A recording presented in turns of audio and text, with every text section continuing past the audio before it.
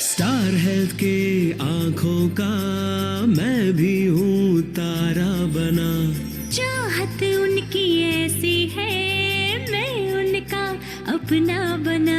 Star health के आंखों का मैं भी हूँ तारा बना, चाहत उनकी ऐसी है मैं उनका अपना बना।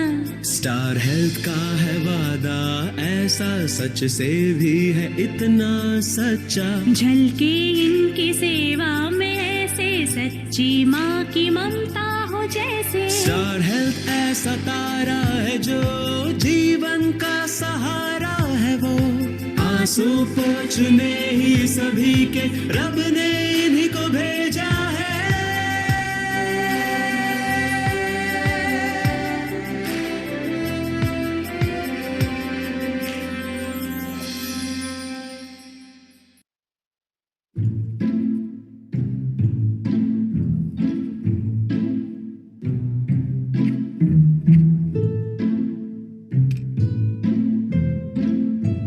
Fresher Farhan ko bhi cover kare Hit and Fit Health Insurance, which provides flexible payment options like monthly, quarterly, half yearly, so that it is easy on you and your pocket.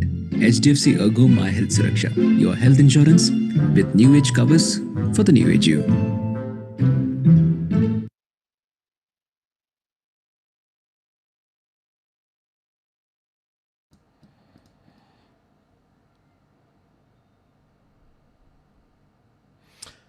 Ladies and gentlemen, thank you for joining us. Just a heads up, we will be beginning in a few moments, and this is our official Founders Day celebration. So stay with us and we'll begin the program shortly.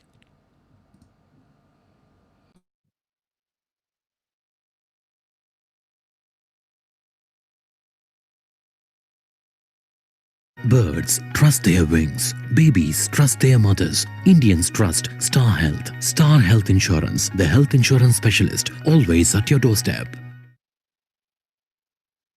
और ये बहुत करीब का मुकाबला, match जीतने के लिए एक बॉल में 3 रनों की जरूरत, और ये आखिरी गेंद।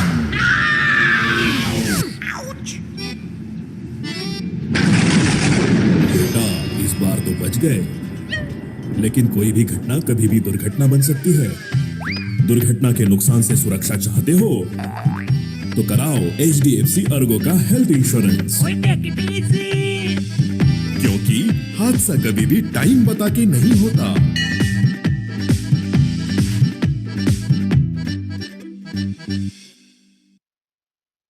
विश्वास, पक्षी को अपने पंखों पर, बच्चों को अपनी माँ पर, भारतीयों को स्टार हेल्थ पर। Star health insurance, the health insurance specialist, सदैव आपकी सेवा में।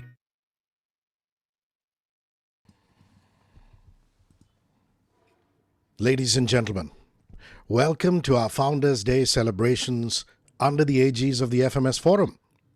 Yes, life can be most unpredictable. We met on the 15th of December last year for our Founders Day. Had an outstanding sequence of events, making the whole day an absolute marquee occasion, if you remember that. And now, a lot has happened. Sometimes it's good to dwell on the positives and try and forget the darkness. My grandmother, God bless her soul, told me once famously at the ripe age of 90, Rishikesh, there are 3 signs of old age. First is the memory loss. I forget the other 2. Welcome to the annual Founders Day of the Faculty of Management Studies, Delhi University, under the aegis of the FMS Forum. In a way, it's really wonderful that the online world knows no geographical boundaries. So it's wonderful to see the stakeholders of the institution, past and present students and faculty and community members all coming together. The purpose? To say thank you to our alma mater, this wonderful institution that has given us so many life lessons, and the objective to further steer FMS's journey to excellence. My name is Rishi K, and I shall be your host this evening, afternoon, morning, depending on which time zone you're in. Our theme for this year's Founders Day is Leadership in Turbulent Times. Just a mention of our supporters for this evening. Our platinum sponsor is Star Health Insurance. Our gold sponsor is HDFC Ergo General Insurance. Music and entertainment partner, Mirchi.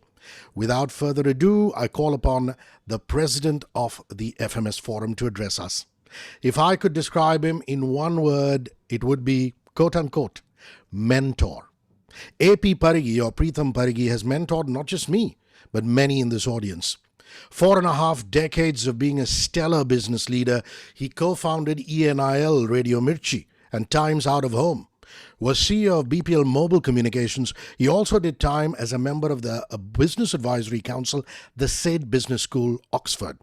He's a former board member of Benetton Coleman, senior advisor to Yashraj Films, but I do know that the time he spent at the FMS, graduating with an MBA, means an awful lot to him. Ladies and gentlemen, please welcome Mr. AP Parigi with the President's Address.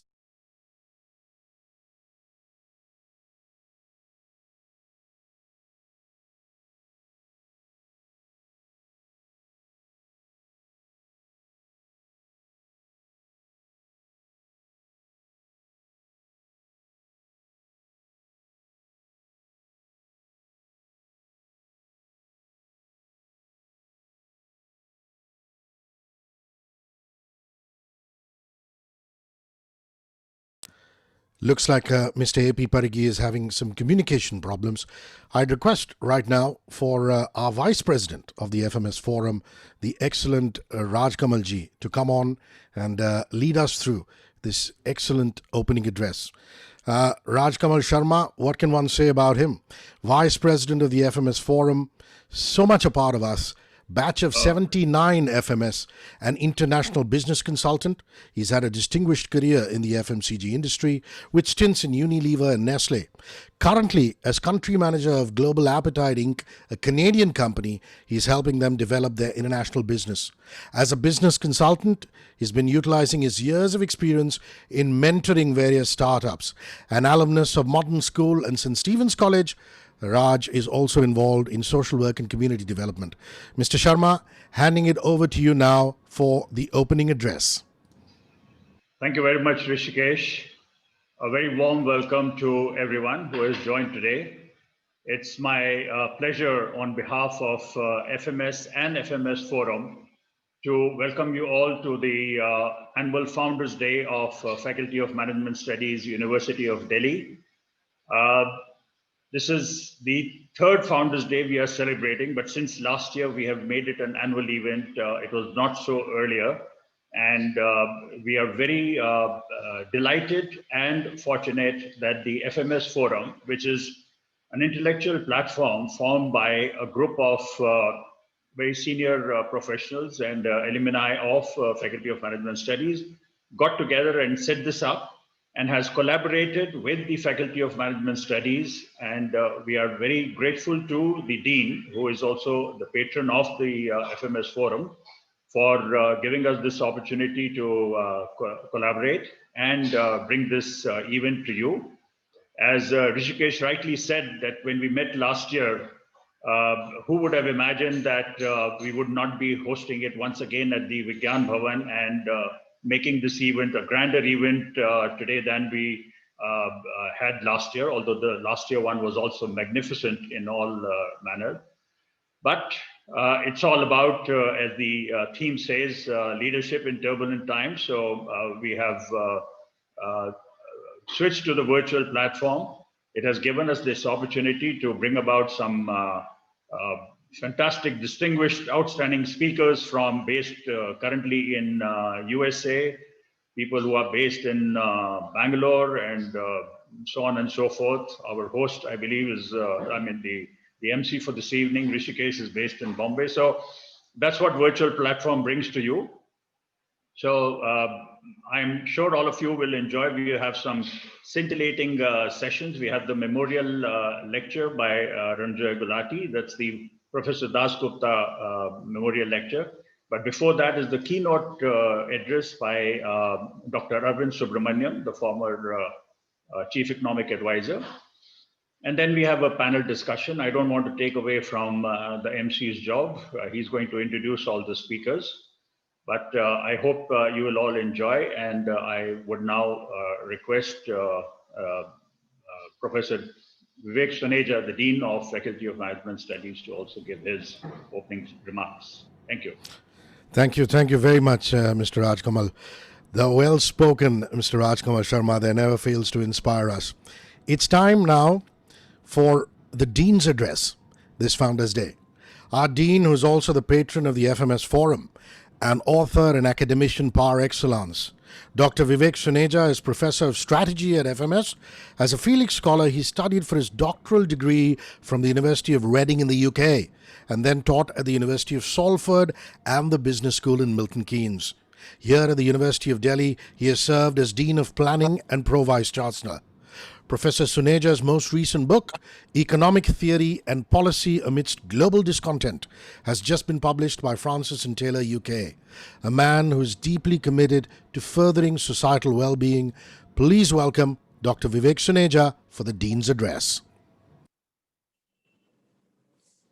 Mr. Parigi, Mr. Rajkamal Sharma, Mr. Manish Ferwani, Mr. Kamal Oberoi, and other distinguished members of the FMS Forum, Professor Neelamegham, our distinguished speakers for today, Dr. Arvind Subramanian and Professor Ranjay Gulati, the distinguished panelists, Mr. Shyam Saran, Dr. Dipankar Gupta, Professor Jonathan Story, and Dr. Sangita Reddy, our distinguished moderator for the panel, Mr. Parikshit Luthra. On behalf of FMS, I welcome you all to the FMS Founders Day celebrations. I would like to extend my thanks to the faculty, both serving and superannuated, the staff of FMS, the students of FMS, the FMS alumni, and all the other participants in today's celebrations. The theme for today's deliberations is leadership in turbulent times. The world is reset. What lies ahead? There is no doubt that these are turbulent times. But is the world really reset? Or is it just taking a pause before it reverts to its old trajectory? Have we really learned any lessons from this crisis? It is important to bear in mind that history often repeats itself because we fail to learn from it. 20 million people died in World War I, and barely 20 years later, the world was embroiled in another deadly conflict, and World War II claimed 75 million lives. We humans can be slow to learn and quick to forget. So what lessons are there to learn from the current crisis? And are we learning them? The foremost lesson that this crisis should be teaching us, and this is hardly talked about, is that we should be seriously reforming animal rearing practices. The COVID virus emerged as a result of faulty animal breeding practices. The bovine spongiform or BSE virus originated from cattle, first identified in 1985. The H5N1 bird flu virus, first transmitted to humans in 1997. The Nipah virus from pigs in 1999. The severe acute respiratory syndrome, or SARS as it's called, in 2002. The H7N7 bird flu, 2003, the H1N1 swine flu from pigs in 2009, the Middle East respiratory syndrome or MERS, first linked to the consumption of infected camel meat in the Middle East in 2012. The list goes on. The COVID-19 event has often been called a black swan event. This description is clearly erroneous. We had sufficient warning. We simply refused to learn. As a result of COVID, many people around the world have adopted the Indian traditional way of greeting, the namaskar or namaste. Namaste etymologically is a configuration or a conjunction of two Sanskrit words, namah and asti. Namah translates to salutation. Asti means existence or being. Namaste literally means salutation to the being in you, the being in me, the being in all animals, in all sentient creatures, the being in all of nature.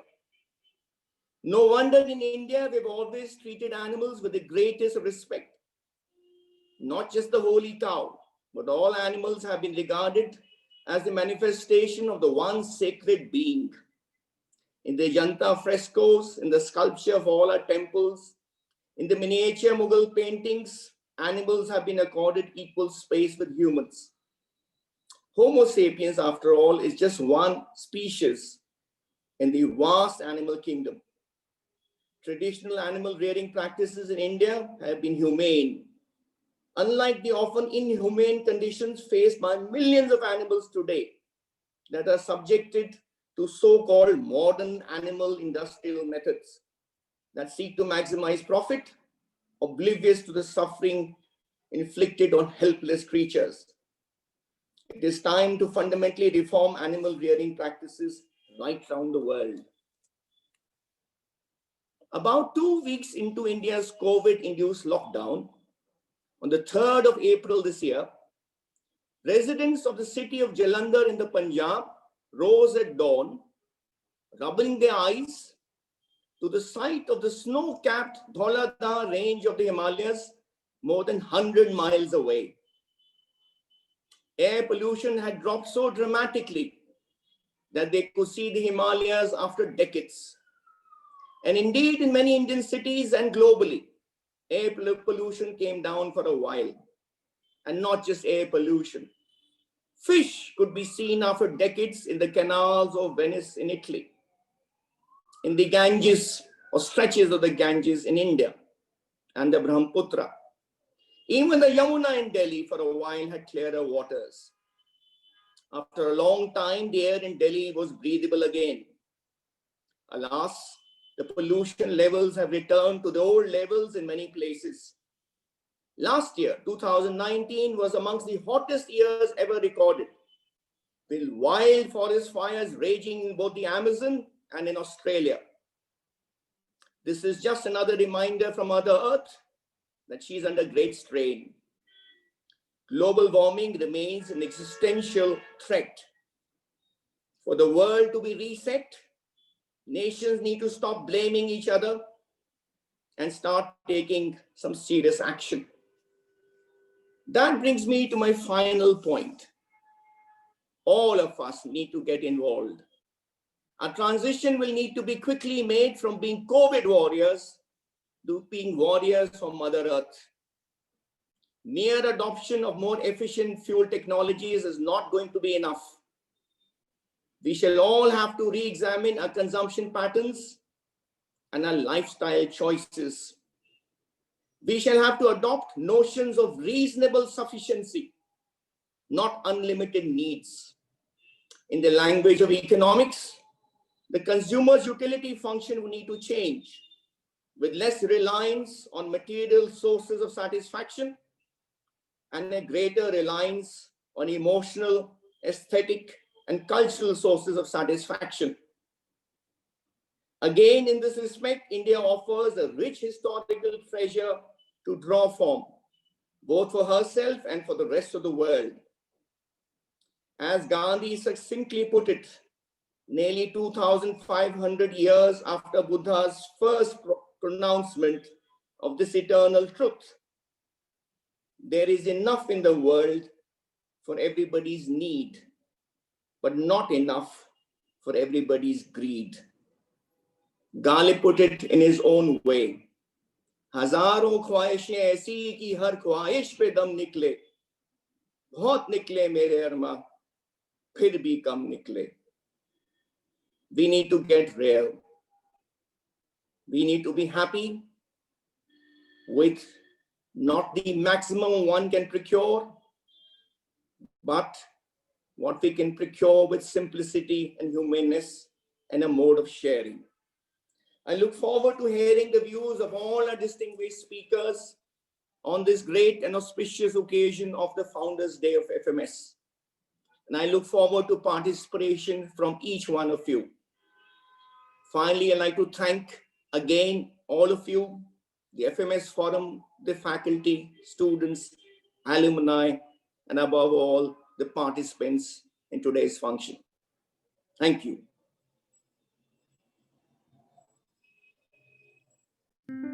Star health के आंखों का मैं भी हूँ तारा बना, चाहत उनकी ऐसी है मैं उनका अपना बना. स्टार हेल्थ के आंखों का मैं भी हूँ तारा बना, चाहत उनकी ऐसी है मैं उनका अपना बना. स्टार हेल्थ का है वादा ऐसा सच से भी है इतना सच्चा, झलके इनकी सेवा में ऐसे सच्ची माँ की ममता हो जैसे. स्टार हेल्थ ऐसा तारा है जो जीवन का सहारा है, वो आंसू पोंछने ही सभी के रब ने इन्हीं को भेजा है.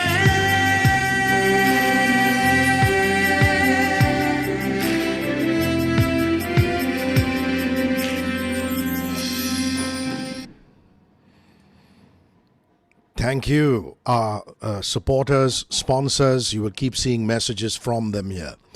Ladies and gentlemen, the next item on our itinerary is the Lifetime Achievement Award. The Lifetime Achievement Award was instituted with the purpose of recognizing someone who has been the very spine, the backbone of the FMS. And on our Founders' Day, it's only appropriate that the FMS Forum and all of us at the FMS family acknowledge that and show gratitude. Allow me to read out a citation for our award winner this year. Dr. S. Neelamegham was the Dean of the Faculty of Management Studies and Professor of Marketing at the University of Delhi and is the co-founder of the Academy of Indian Marketing. As the Dean of FMS, he was instrumental in diversifying the MBA program with an enriched curriculum. During his tenure, students were selected for the FMS MBA program on an all-India basis. Faculty strength was augmented. He improved the placement of students and made sure that links with the industry were strengthened. Case research was further developed by organizing national case workshops. Several international conferences were held, and that helped in establishing links with well-known B schools abroad. Educated at the universities of Madras and Stanford, US, he received his doctoral degree in business administration from the University of Delhi. As a Ford Foundation Fellow, he was associated with the International Teachers Program of the Harvard Business School. At the invitation of the Harvard Business School, he also participated in their visiting professors' case method program. As a professor of marketing, he has a vast and varied teaching experience around the globe. He has lectured at several universities in Australia, including the University of Sydney, the Victoria Institute of Technology, and the University of Queensland. He was the chairman of the committee which prepared the blueprint for setting up the 5th IIM, the Indian Institute of Management at Indore. He's been associated with leading IIMs. He served as a member of several high-level committees instituted by UGC and MHRD. An author of several books and numerous articles and case studies, his book on marketing in India, Text and Cases, is widely used in all the leading B schools. The faculty, students, and alumni of the Faculty of Management Studies takes great pride and express their gratitude in bestowing the Lifetime Achievement Award to this outstanding individual in recognition of his unparalleled contribution to the institution. Thank you, Dr. S. Neelamegham, and please do accept this award from us, and we'd request you to say a few words here, please, sir.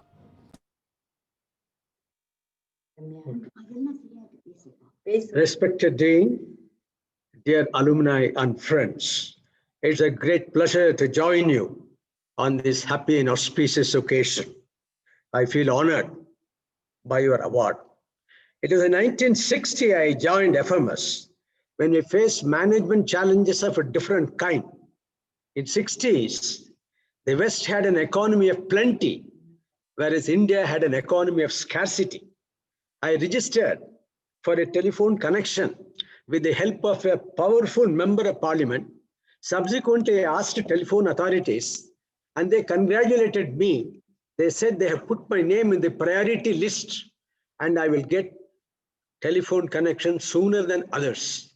I asked how soon. They said 6 years. For the general category, it was 10 years. Similarly, I had to wait for 12 years to get my Fiat car. There was shortage of milk, rice, kerosene, and sugar. When it was suggested that Bengali should reduce their intake of rasagullas because of the shortage of sugar, there was an agitation in Calcutta. Our economy grew at the Hindu growth rate of 3.5%. Industries were very few, mostly family enterprises. There was a strong belief that management cannot be taught in the classroom. The industry was in no mood to recruit any young MBA. So we started evening program for practicing executives with the idea of convincing the business industry about the value of management, education, and training. We faced another challenge when IIM Ahmedabad launched its postgraduate program in management. We didn't want to lag behind. We launched our MBA program in 1967 with just 4 faculty members, with no addition of staff, with no addition of resources, excepting a new building, because UGC refused to entertain our request for grants. We selected 31 students. There was no campus interviews at the time. We personally visited all the companies, talked to the chief executives, and all the 31 students were placed. In fact, I want to tell you, whether you believe it or not, all the 31 students, without exception, rose to higher positions in the subsequent years. Indeed, if FMS today occupies a prided place among the best business schools, not only in India, but across the world, it is largely due to the foresight and vision of Professor A. Dasgupta and his team of colleagues whose only mission was to achieve excellence. In fact, we learned 2 valuable lessons from the history of Faculty of Management Studies. First is, nothing is achieved without passion and enthusiasm. The second one is, excellence is never an accident. It is always the result of hard work, dedication, commitment, teamwork, and focused efforts for achieving goals. Indeed, I spent the best part of my life at FMS for almost 4 decades. I enjoyed each moment of my stay at FMS. I worked closely with 5 vice chancellors, and they were generous enough to permit me to undertake a number of consultancy and academic assignments, not only in India, but in several other countries far and near. The journey with FMS was so exciting and enjoyable for me. I have to thank all my colleagues, not only for their help, support, but for making my life and my family life so happy on the campus. My fond memories with them, I will always cherish in my memory for a long time to come. I'm grateful to my students and alumni who continue to shower their love and affection on me and my family. May God bless FMS. May God bless you all. with a full happiness and peace. May God bless alumni. I wish a Merry Christmas and Happy New Year to you all. Thank you. Thank you so much, Dr. Neelamegham. Thank you for accepting this incredible honor from us. Ladies and gentlemen, allow me to explain a concept that is really second skin to us from the times of the Ramayana and the Mahabharata in this wonderful country. Something that the FMS Forum has modernized. The FMS Forum itself is a not-for-profit society that was formed by a group of passionate, distinguished alumni in the spirit of, quote-unquote, Guru Dakshina. That's unconditionally giving back to the alma mater with gratitude and with respect. It is largely funded by alumni membership and funds generated from events. The Dean of FMS University of Delhi is its patron. The prime objective of the forum has been to create an intellectual platform through the global alumni network's strategic leadership inputs, collective experience, and pooled financial resources. It is resolved to continuously raise and establish the stature of brand FMS as a top-notch contemporary and thought-leading management institute ranked amongst the best. So I urge all of you on this virtual platform from across the planet to freely indulge, ladies and gentlemen, in this feeling of Guru Dakshina. Time now for some messages from our supporters.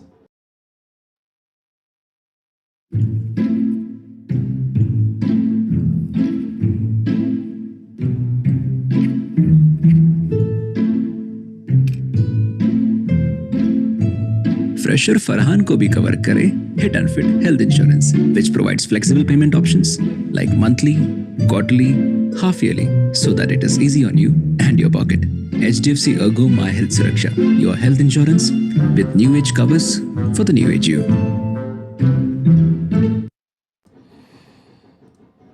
Welcome back, ladies and gentlemen. It's time for our keynote address. And we couldn't have asked for a more accomplished person to deliver this keynote address. Before I introduce him, let me tell you about how our Founders Day celebrations 2020 just got more exciting courtesy Mirchi Hot Questions.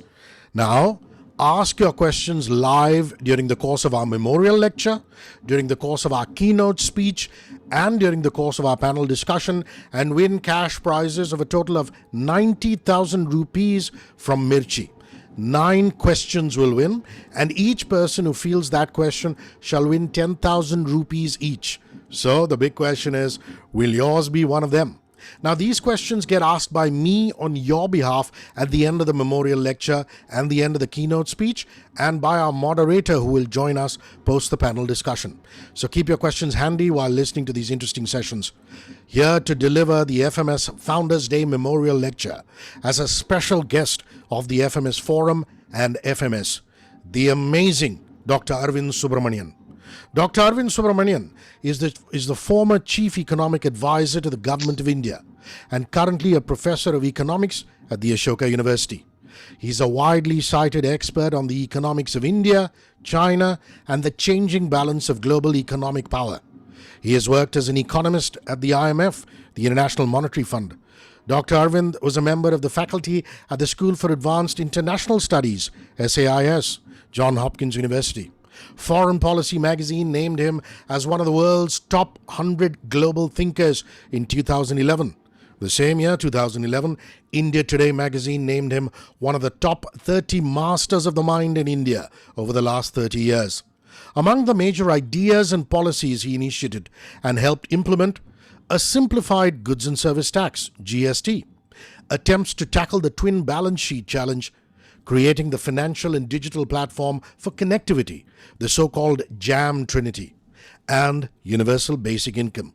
His online course on the Indian economy, developed and designed in 2017 for the government's Swayam platform, is still widely accessed. Ladies and gentlemen, if you have any questions for Dr. Subramanian, something that comes to mind while listening to his address, ask on the Q&A box, and I shall bring it up post the address. So pop your question in the Q&A box and wait for your turn. And like I said, the best 3 questions will win 10,000 rupees each, a total of 30,000 up for grabs only in this round.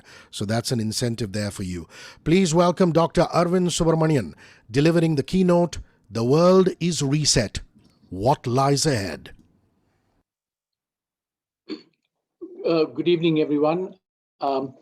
It's really a great honor and a pleasure to be here to deliver the keynote address for this FMS Forum. I used to study in Delhi and have always heard such wonderful things about FMS, a great academic institution, produced a lot of great students, a lot of great alumni who've kind of conquered the world in the business sphere and elsewhere.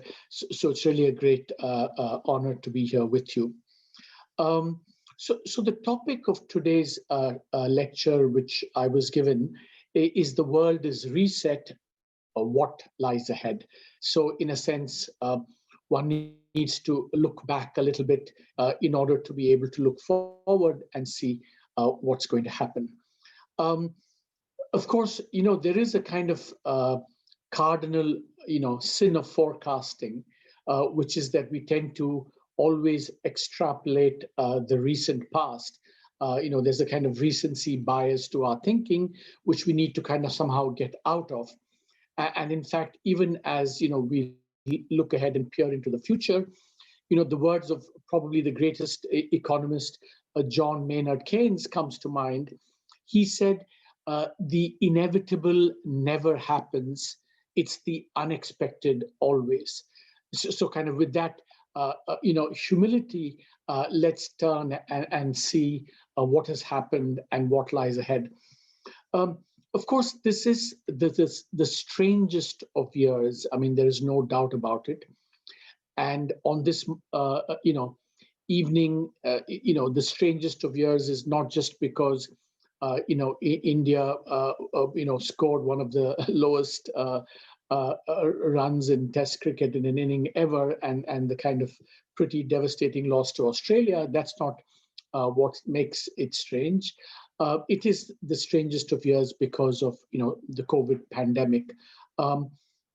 Just to give you a sense today, if you go to the Johns Hopkins website, it will tell you that the reported cases are 76 million, about 1.75 million deaths. And we know that, so the cases, for example, is almost certainly 5 to 10 times more than what's being reported. That's true of India as well. Deaths are probably also much greater than reported. And of course, the IMF has forecast that this is going to be one of the most devastating years for the world economy.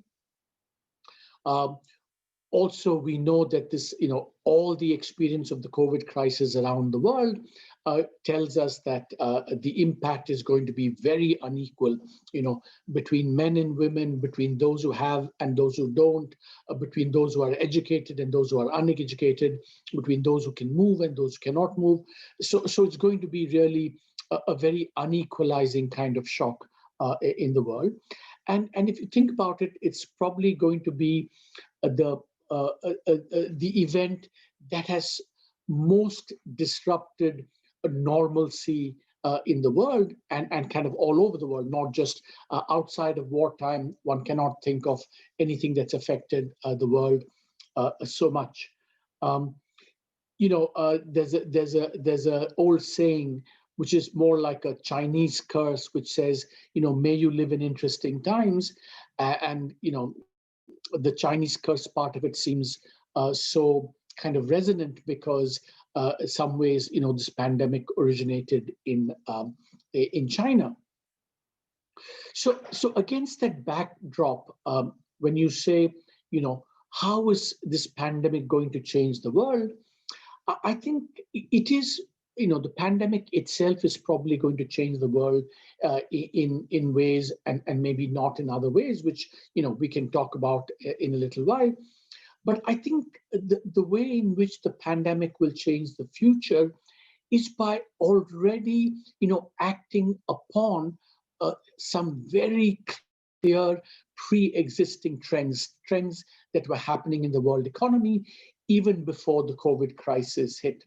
Now, there's a lot to discuss. We have only a very short time. And let me highlight, 3 or 4 big trends of the past, which I think looking forward, we have to see whether they will persist or not. And I'll give some tentative, answers to some of these questions. For me, the biggest, as an economist who studies India and the developing world, for me, the most positive trend, of the last 25, 30 years is in some ways the fact that this was the golden age for developing countries, especially China, especially India. But it was a golden age because, for the last 25, 30 years, it's the economic prosperity that these countries have enjoyed, the number of people who've been pulled out of poverty, the access to goods and services, the range of things that, the young can do. It's been extraordinary. If someone had said, to me when I graduated from, I also did a business degree. When I graduated from my MBA in 1981, this was kind of in the dark socialist era of India. If someone had said that 40 years later, India would be what it is today, I think we'd have just laughed it off. But it has been extraordinary, the journey. So I think, but this has been more broadly true, not just of India, but China, a host of other developing countries. Finally, they have started catching up with standards of living in advanced countries. And of course, advanced countries pulled away from the world after the Industrial Revolution. India and China got left behind, but finally they've started catching up. So that was one of the most heartening, encouraging, positive, uplifting developments of the last 25, 30 years. And of course, the question is, what's COVID, the pandemic, going to do to that trend? I think a related, of course, when you look at the world, a trend that was visible, this was something that I wrote about in my book called Eclipse, which is essentially the rise of China and the decline of the West more broadly, especially that of the United States. I wrote a book 10 years ago kind of predicting this development. It's turning out to be true, some in expected ways, some in unanticipated ways. And the COVID pandemic is going to have an impact on that, the rise of China and the supremacy and the dominance of China in the world economy. Some slightly, of course, darker developments around the world has been, the rise of inequality and the rise especially of a certain kind of inequality where a few people get most of the gains from economic activity. People at the very, very top appropriate most of the gains. And this was happening for about 25, 30 years, essentially after World War II. For about 25, 30 years, things were becoming more equal. But since about 1980, the French economist Thomas Piketty has documented this fact that inequality has started rising all over the world, especially in the Anglo-Saxon world. And of course, this gives rise to questions of whether, kind of capitalism as we know it is going to survive the pandemic or not. So that's kind of the third major development. And on the political counterpart of this development, of course, has been, what we call, the rise of, a certain kind of, either you can call it democratic authoritarianism, illiberal populism, where, we see regimes around the world which are practicing a particular brand of politics and becoming very successful doing so. So, what will the pandemic do to capitalism more broadly, to democracy more broadly, is going to be another question, because these were trends that were happening even before. A couple of other things, of course, is that, which we can talk about, the rise of artificial intelligence and technology, and of course, ongoing climate change, which is going to affect, countries around the world, especially poor countries. Now, there are many, many other pre-existing trends we can talk about, but these are some of the main ones. And I want to now look ahead and say, how is the pandemic going to affect some of these trends? First, will the prosperity that countries like India and China enjoyed over the last 30, 40 years. Will it continue after the pandemic? I think that there are 2 or 3 key things that are going to shape that. One is the world going to, continue with globalization, or is the world going to pull back? Are all countries going to retreat behind their borders, putting restrictions on immigration, putting restrictions on flow of ideas, putting restrictions on the flow of capital, and on goods and services? My own sense is that there is one shouldn't be too pessimistic, especially for a country like India. Some of the impact of this pandemic could actually play to India's strengths, because even if we see deglobalization, I think we will continue to see a certain kind of globalization, which will lead to greater flow of kind of services, especially across the border.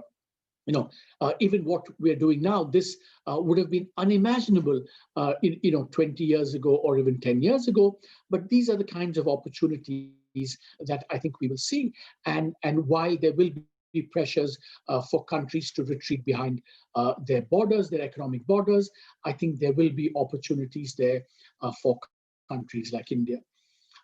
The other big uncertainty, of course, is technology, the rise of artificial intelligence. Is it going to displace jobs? There was a very famous study which showed that even in clothing and textiles, a sector that India should be more active in, we found that these technologies, if robots can start cutting soft cloth, it's going to jeopardize employment opportunities in a number of developing countries such as India.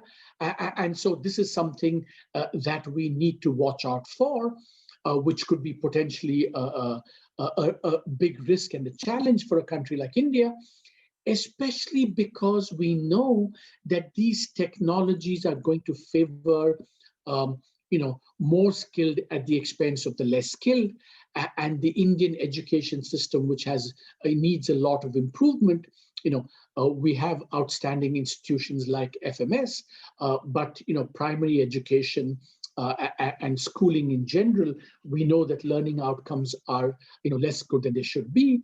And I think that's something that the interaction between technology and levels of education are going to pose a big challenge to how prosperous countries like India can be going forward. The next question, what is the pandemic going to do to China's rise? Here, I think I know there are other panelists who will speak to this question of China's rise. I think my own view is that we are in a very kind of a delicate situation. We used to think that China's rise could be managed without serious conflict in the world. I don't think people are any longer sure of that anymore. I think that especially under the Xi Jinping regime over the last 5-6 years, it's turned much more repressive domestically, much more aggressive internationally, and therefore the world will have to find ways of cooperating with China, because China is still very big, of competing with China, a country like India especially, and confronting China. So this is going to be the big challenge going forward, because China's rise is no longer can we take for granted that China's rise will be peaceful, and that's going to be a big challenge. A few others, the future of democratic politics, I think, is going to be very tricky as well. And I want to come back to that at the end with some maybe positive news. I think it's going to be a battle between, examples where democratic politics does well, and another brand of democratic politics where there's more illiberalism, less checks and balances, less protection for minorities, and we're going to see a tussle between these two kinds of democratic politics around the world. Capitalism, I think, there's going to be a lot of adaptation of capitalism around the world, and definitely we're going to see the comeback of the state in various dimensions. The state will have to now, monitor pandemics, monitor how people behave in pandemics. The state will have to now check monopolies. The state will now have to check, these kind of practices of, some of these big technology companies that has led to a lot of, conflict, genocide, and many kinds of adverse outcomes around the world. So I think the role of the state is going to expand quite a bit, and that will put a check on the private sector and markets more broadly. But I want to end, I think, it is a very has been a very gloomy year, I think, but I think on the bright side, I think as we end the year, and this is what I want to tell the students and youngsters who are kind of going to go out into this, fairly challenging world out there. I mean, I think there is a lot of good news that we could build upon. First and foremost, who would have thought that in record time, we could have, the world and science could have delivered a vaccine so effectively and so quickly. I think it's an enormous tribute to science and the possibilities of science. And it's something I think the world will continue to benefit from. The second, I think, a hopeful note around the world in the wake of the pandemic is that, one of the things that the pandemic has done has shown that, even within the frame of democratic politics, competence matters. And not just matters, competence will be rewarded and will be politically successful. So if you take the example of New Zealand or of Germany or of Taiwan or of some Scandinavian countries, there are a lot of good examples of, democracies who are able to deliver, in times of crisis.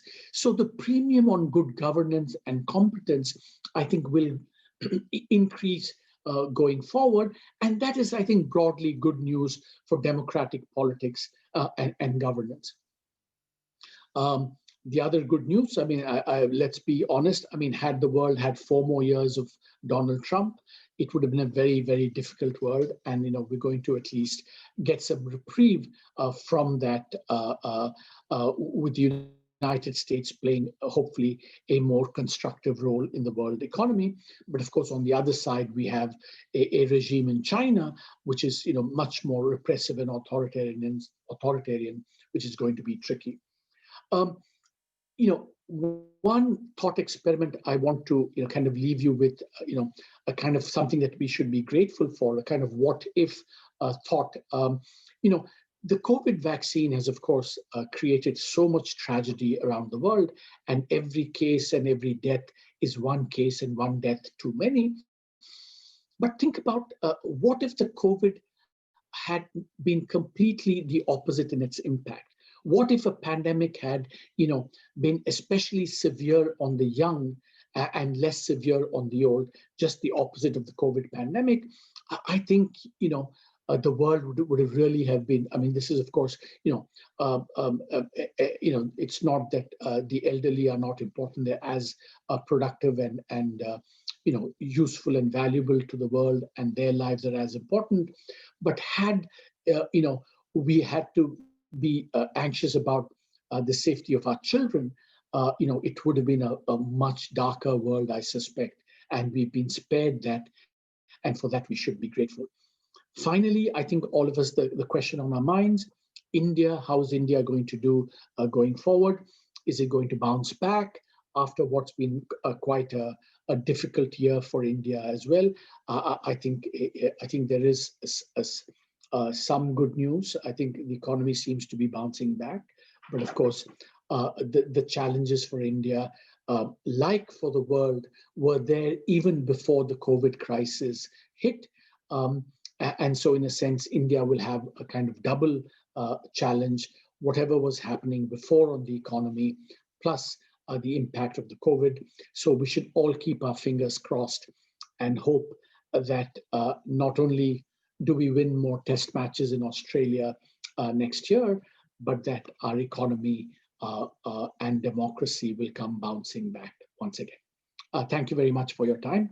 I think happy to take questions if there are any. Well, I have to say this, Dr. Arvind Subramanian, that's really a masterclass there. That keynote, The World is Reset, What Lies Ahead. Dr. Subramanian, you'd be very thrilled to know, I know our boys were nowhere close to hitting a century, even a half century, that poor display at the Adelaide Oval.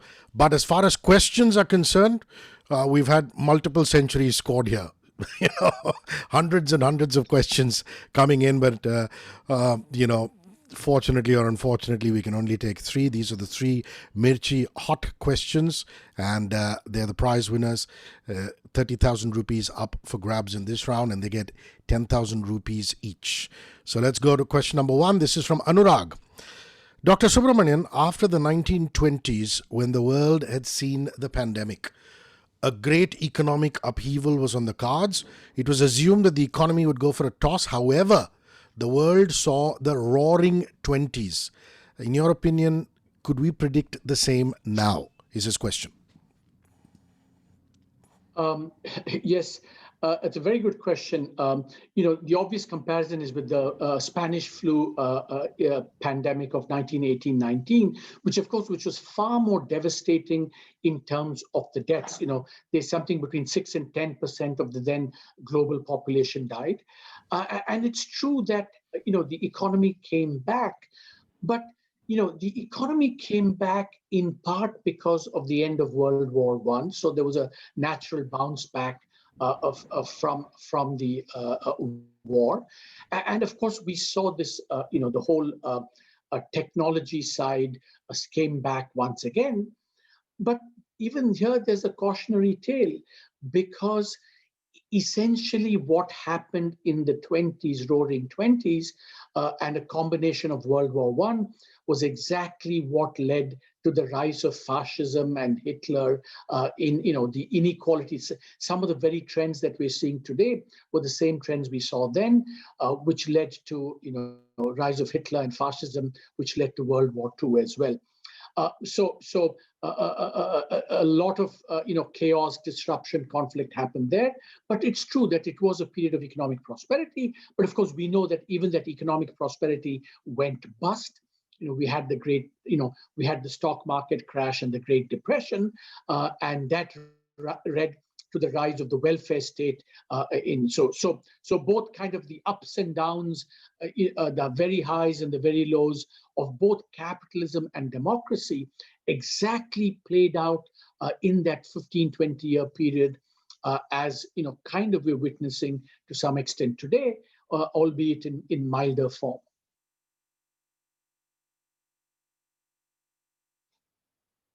Next question now.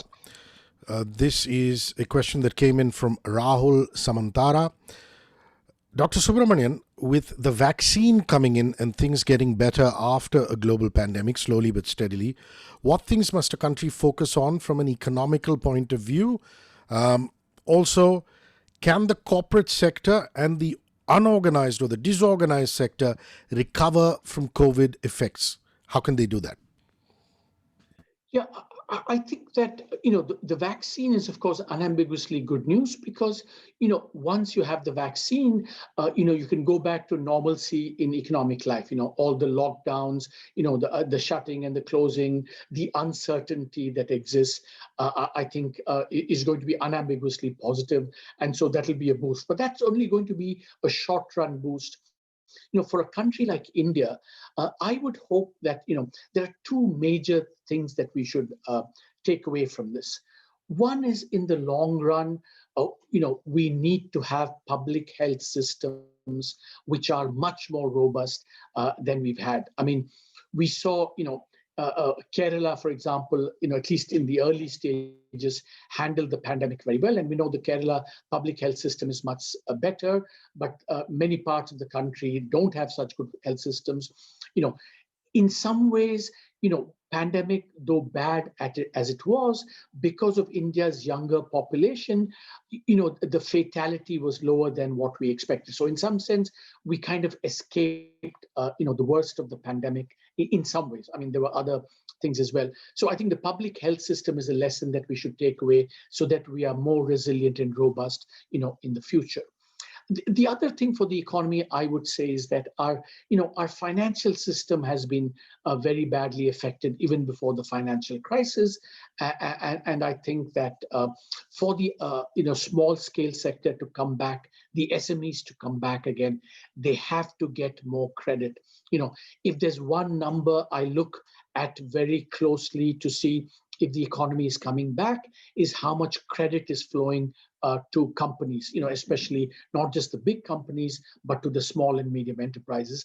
And that needs to come back again if we're going to have a robust bounce back in the economy. Okay, we've got one last one, which we're going to squeeze through. Thank you for all your questions. Thank you for your patience. And keep them coming on the Q&A box, because, we're going to take it after the Founders Day Memorial Lecture and also during our panel discussion. Kajal Sharma.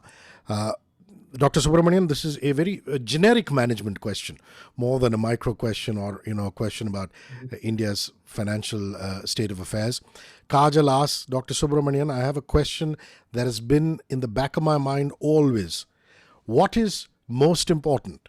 Your passion, your interest, your cause or purpose? Passion, interest, cause or purpose. So how have you played that in your diverse career? Yeah, I think that lucky are those whose kind of profession is also their passion and their interest. I think it's that,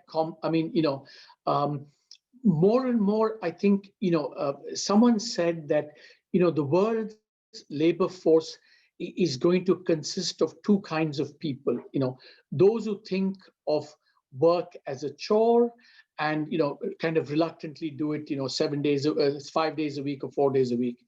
And there are others, and I put myself amongst them, who kind of enjoy working 7 days a week and 24/7, because, what we do is also the passion and the interest. So I think very much, having these passions and interests are kind of, if you have them, I think the rest all falls into place. So lucky is the person, my father used to say that life is paradise for those who love many things with a passion. So I think that that I think is probably true. So, find your passions and, pursue them unrelentingly. Well, we're very, very lucky, because we've got words of wisdom not only from Dr. Subramanian, but Senior Subramanian, which is Dr. Arvind's dad there. On behalf of the FMS Forum and our Founders Day celebration, a very warm thank you for your patience and enterprise, sire. We hope to see you soon. Ladies and gentlemen, please stay with us. We shall be back right after these messages. Thank you. Thank you very much to FMS. विश्वास पक्षी को अपने पंखों पर, बच्चों को अपनी मां पर, भारतीयों को स्टार हेल्थ पर। Star health insurance, the health insurance specialist, सदैव आपकी सेवा में। विश्वास Birds trust their wings. Babies trust their mothers. Indians trust Star Health. Star Health Insurance, the health insurance specialist, always at your doorstep. Welcome back, ladies and gentlemen. The FMS Forum and all of us at FMS are very, very proud of our memorial lecture. The theme and the individual delivering it are gems of the Founders Day celebration. And this year is no different. Let me introduce you to the gentleman who shall be delivering this memorial lecture. Professor Ranjay Gulati, ranked for over a decade as one of the top 10 most cited scholars in economics and business by ISI Insight. Global media publications like The Economist, Financial Times, and The Economist Intelligence Unit have listed him as the one who belongs to a small but highly distinguished group of scholars whose work is most relevant to management practices. He is the Paul R. Lawrence MBA class of 1942 professor and the former unit head of the Organizational Behavior Unit at Harvard Business School. A short while ago, it might interest you to know, he chaired the Advanced Management Program, the flagship Senior Leader Executive Program at Harvard Business School. Before Professor Gulati delivers his memorial lecture, let me request you to keep your questions and queries handy, ladies and gentlemen. Put them in the Q&A box on your Zoom screen, and we're happy to bring it up post his lecture. And that box is at the bottom of your screen. The best 3 questions are called the Mirchi Hot Questions, and the person who's fielding them shall be given 10,000 rupees per question.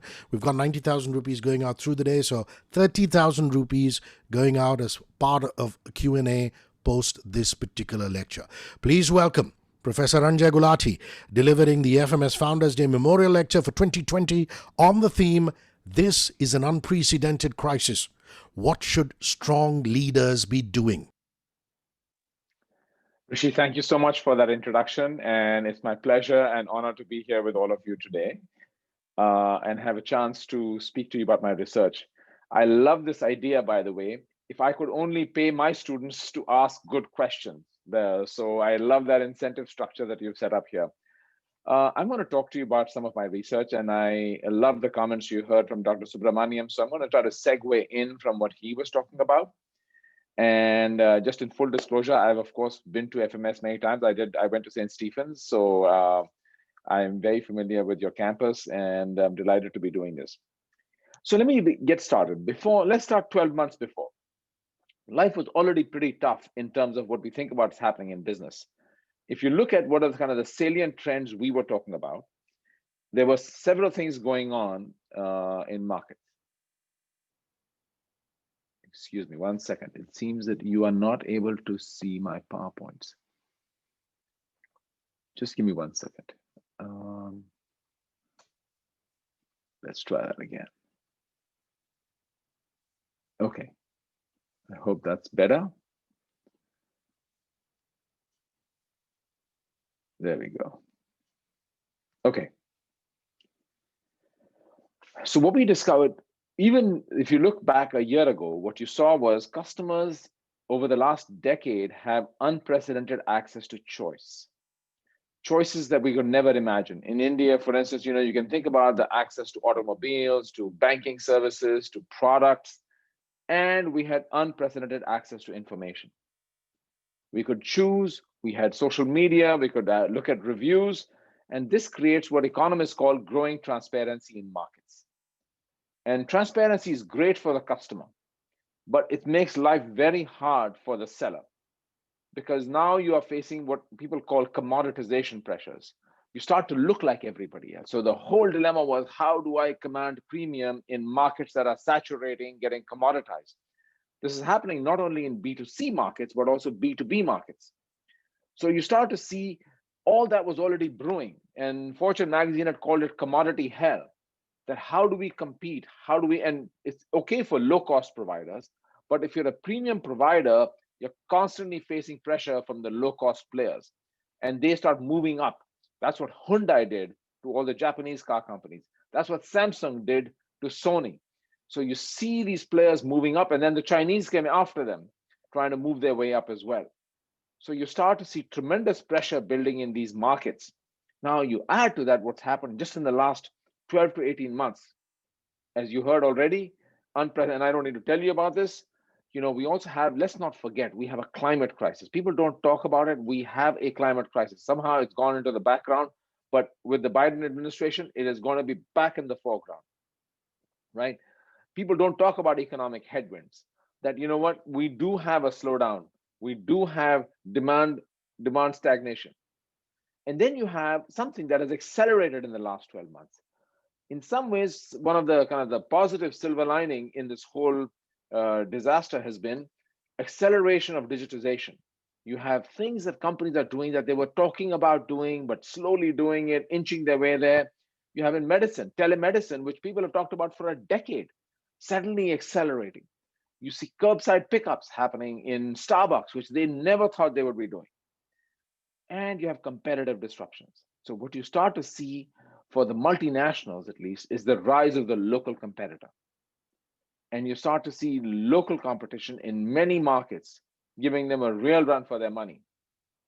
And so you start, this is happening globally, by the way, and you have social upheaval. Now, this is a real issue in the United States. It's long overdue, but we also know that income inequality has grown dramatically. And if you believe Thomas Piketty and others, you know that this, at some point, you reach a kind of a tipping point in society, and that hasn't gone away. So if anything, you see in COVID that the outcomes have been so different that it makes it even worse. So we have an unprecedented moment. Now, when we teach leadership, we always have a kind of an easy buzzword. We say, oh, yeah, here's the word for you, agility or whatever it is. And our buzzword has been resilience. So let me say a little bit about what I'm talking about here. I wanted to go back and share some research I did about a decade ago, in which I looked at how companies respond to crises. And I got data, I'm sorry, this is US data, but I got data for 3 recessions, and I looked at all public companies, the entire population. And my co-authors and I found, first of all, 17% of companies do not survive a recession, right? And 80% of survivors had not regained their pre-crisis growth rate 3 years after. So the recovery is slow. I know we're talking about bounce backs, and we're going to have the roaring 20s again, but at least history, if you believe history, suggests it's not so straightforward. 40% of us had not regained their pre-crisis levels 3 years after. So I told you the mantra we like to say is resilient leadership. Now, we don't like to define some of our constructs sometimes. So this poses the question of, how do you define resilience? What does it mean to be resilient? Now, if you look at the conventional definition we give of resilience, it's very typically around adapting to adversity. How do you adapt to adversity? And it's a great definition, and I think it's absolutely important. How do you adapt to adverse circumstances? But I think it's a highly incomplete definition, because it has a very defensive stance. It's about how are you going to cope with a difficult situation. It's a coping story. The other half of it is, how are you going to grow from it? How are you going to use adversity to get ahead? How are you going to learn from adversity? Adversity is always also a teacher, right? And I don't need to recite the Bhagavad Gita to you, but you can understand that adversity is a teacher. Now, what does that mean for businesses? In this same study, I found that 9% of survivors came out stronger from the crisis. So there was a subset of companies that actually used the crisis to get ahead in terms of sales, in terms of profitability, in terms of growth trajectories, in terms of market presence and market share. On all the parameters, you see them coming out stronger. So this, for my co-authors and I, posed the question of, never waste a good crisis. Never waste a good crisis, because it illuminates opportunities and it allows you to hit the reset button in your organization. But most of us think of crisis as, oh my God, hunker down. This too shall pass, right? So I recently, for my research, I interviewed Kevin Johnson, who's the CEO of Starbucks, and he said, if we're not changed when we come out of this, we've missed an opportunity. So how do companies turn adversity into opportunity? How do they see, okay, what opportunities are being presented to us? And many opportunities emerge in crises. And it's not just the obvious, let's sell face masks or let's sell hand sanitizers. I'm not talking about those. There are fundamental shifts happening in markets that you have to catch on to.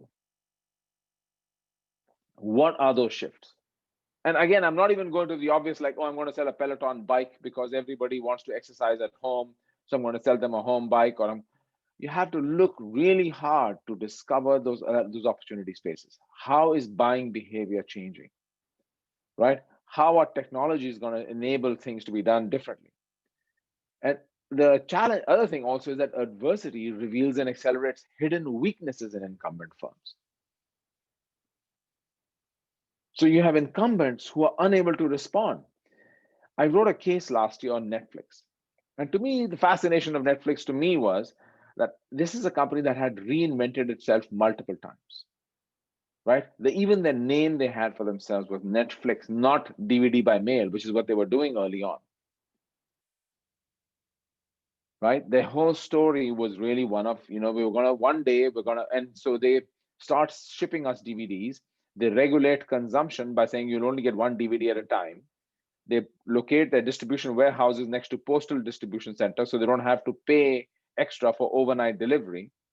They optimize their inventory around the country, and they kill the giant in the industry. They were a startup. So here you have a startup organization that destroys a 7,000 store juggernaut, Blockbuster. And when I was interviewing them, one of them gentlemen said to me, he says, Professor, I think you're studying the wrong company. You shouldn't be writing a case on us. So I said, why? He said, the really interesting company to study is Blockbuster. How did he says, everyone tells us that we killed Blockbuster. We didn't kill Blockbuster. He said, we in fact went to Blockbuster and said, would you like to buy us? And he said, Blockbuster missed the idea that one of the key elements of their value proposition was late fees. They gave you the DVD for 4 or 5 days, and then they hit you with late fees, knowing fully well that customers usually show up once a week. So they had juiced up their earnings by saying, oh, you can get a DVD for $3.99, but actually you're going to pay $8.99 or $5.99 because you're going to have late fees. And they made $600 million a year in late fees. Customers hated late fees. So it's a very simple idea. No late fees. We'll have a subscription model and we'll regulate consumption. So you see, it's not technology even. So this gentleman says to me, he says, in business schools, you guys are always talking about homicide, who killed whom. He said, no, the devil is inside, not outside the organization. We like to blame the market. We like to say, oh my God, the market is this and the market is that. And the market forces are changing and technology is coming and regulation is coming and competition is coming. Or we talk about maturing markets. So the devil is really inside. It's really us, our own inability. And now this is not, and the question then you ask is, why do companies have suicidal tendencies? What is wrong with them? What is the role of the leaders and the boards and everybody else in the organization? There's a collective complicity in this story. In fact, this is not my idea. Peter Drucker, the late management thinker, said the greatest danger is not the turbulence, but to act with yesterday's logic. Somehow we get locked in. We get locked into a certain way of thinking, a certain way of doing things, and we're unable to reimagine. That's why sometimes it takes a startup or an outsider to come and say, well, again, look at this example. It was not rocket science. We're going to mail you a DVD and not charge late fees and charge you $9.99 a month. So predictable expenses, outlays, and you'll only get one DVD at a time. If you want 2 at a time, we'll charge you $30.99 a month. So we'll regulate consumption. If you want 3 at a time, we'll charge you a bit more. This was not rocket science. Now, it is interesting, when they went to Blockbuster, Blockbuster said, buy what? There's nothing here to buy. So, you understand what happens in organizations. So I've been trying to unpack what goes wrong and what are the opportunities for us to be thinking about. And there are really 3 sources of inertia: strategic, organizational, and cultural inertia that kick into organizations. And I'll just dwell on a couple of them. The first one is strategic inertia. Now, from all your strategy courses, you must have learned strategy is all about focus. We talk about where do you want to play, where do you not want to play? What do you want to do? What do you not want to do? It's all about knowing where you're going to win and how you're going to win. So it's really about competitive advantage, but it's all around focus. And that is great. So you define a vision and you define focus, and that's what you're going to do. But at the same time, it can make us myopic. That same focus that gives us success can make us miss opportunities. You can think of pedestrian examples of this, right? Everyone has a suitcase with wheels that we take on an airplane. Well, guess what? None of the luggage companies came up with that idea. Now you ask yourself, really? What were they doing? And these are big companies, you know them. So you can see countless examples where there's an idea right under the nose, and somehow people don't catch it. I'm looking at a company right now in the US. It's called Livongo. That is an app for chronically ill people who have diabetes or hypertension. And it's just a self-monitoring app. But you ask yourself, why did nobody else do it? Why did it take a startup to say, you know what, chronically ill people need constant monitoring, and if we can give them a device that allows them to do that and be in touch with their physician if they have to. Wow. So I have come to realize that we get kind of this locked and loaded. So I'll give you a personal example. So you are in Delhi. I wanted to show you a picture of my favorite place in Delhi, right, is Lodi Garden. And I've been going there since I was a kid. So whenever I go to Delhi, I always go there in the morning and I go for a nice long walk. I'll do 3 rounds and I'll come back. And as you know, those Christmas tree-like structures in front of you is a walkway. It's about 10, 12 feet wide. And, you know, I always go in there and this is the entrance. And I don't know, I'm right-handed. I always go right. So the last time I was there a year and a half ago, I got in there, I'm going to take a right turn. And, you know, sometimes you have large groups of friends who are walking together and talking. So as I'm turning right, there's a large cluster of people walking very slowly together. I don't know what I said. You know what? I don't want to go around them. It looks awkward. I don't want to be pushy. You know, I'll just take a left. So for the first time in my life that I can remember, I did the same circle, but I took the left. I thought I was in a different garden. I had a completely different perspective and a vantage point into the same place that I've gone to for so long. And I think strategy does the same thing to us. We kind of lock and load. And what happens is we get tunnel vision. We see existing customers, existing markets, existing products, existing capabilities. And these lock us in, as opposed to looking at the space differently, saying, what's possible? Why have we done it this way? What other possibilities exist? Can we try this? Can we try that? You see so many companies trying subscription models around all kinds of things that people hadn't considered before. And again, technology is one enabler. You can rely on digitization and look at it that way. You know, somebody had to think about home delivery of groceries and home delivery of, restaurant food. You know, there's so many other things, whether you go back to Amazon even. So, or you look at Tony Hsieh, the founder of Zappos, who passed away recently. What was his idea? Home shopping for shoes. People said it was impossible. Well, he built a company to show that it was possible. So you start to see, Warby Parker sells eyeglasses online. Said it was impossible. Well, they made it possible. So you start to see how, we're going to get locked in. So that's strategic inertia. But that's not the biggest one. What I found interesting in the companies that I've seen that have failed, iconic companies, big companies that were great companies here, long time, Kodak, Polaroid, you can look at Nokia, you can look at Sears. What you discover is they have the ideas. They know what to do even. They got the smartest people working for them. They're all locked and loaded. They talk about it, and then they fall into what I call, not my term, I'm sorry, 2 of my colleagues here at the School of Education call the knowing-doing gap. The knowing-doing gap is you know what to do, you know how to do it, but you don't do it. And this pathology actually kicks in for individuals as it does for organizations. So for instance, we are now at the end of the year. On New Year's Day, number 1 resolution people make around the world is I'm going to exercise, lose weight. We all make resolution. We all join a gym. We all try in January. We are kind of at it. And then by February, the whole thing collapses. It's a classic example of knowing-doing gap. The same thing happens in companies. Kodak talked about digitization. We're going to be a digital company. We're going to get rid of film. We're going to do something else. We're going to have digital cameras. We're going to go into printers. They talked about it. They even began working on it, and then it fizzled out.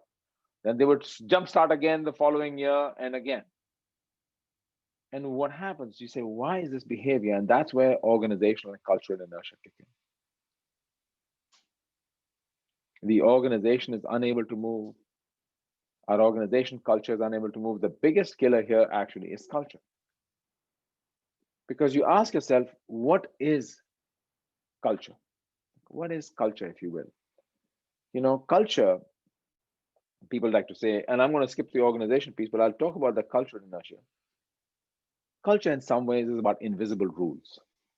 We all create invisible rules for ourselves. So the same thing happens to us individually too, right? We have internal rules. That's the way I am.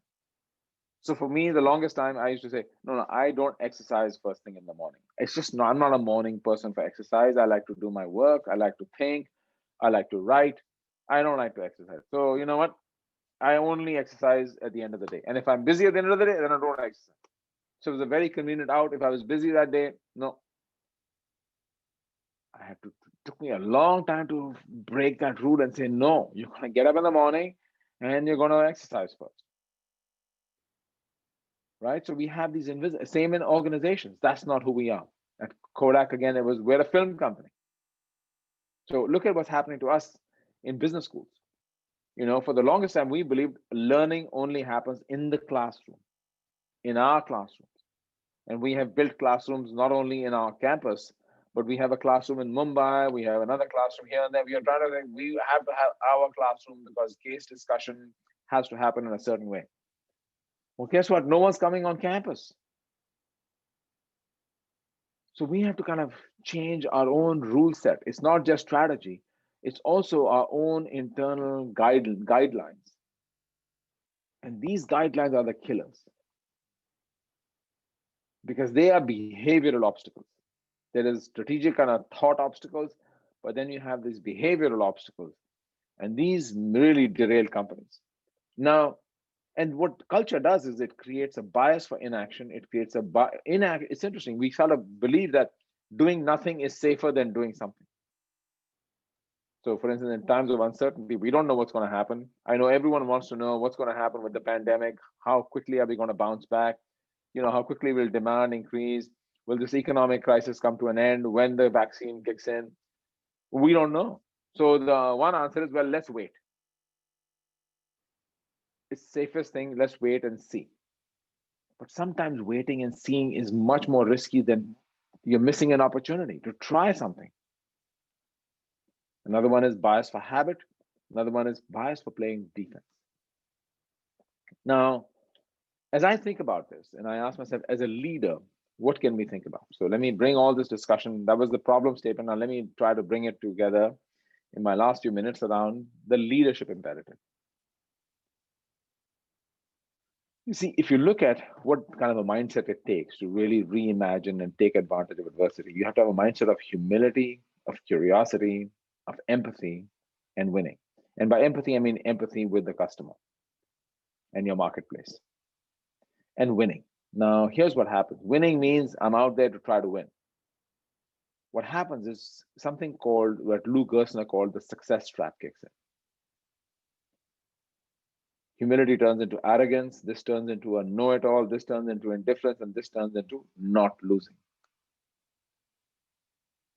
And perhaps the last one is the biggest one I want to talk to you about for a minute.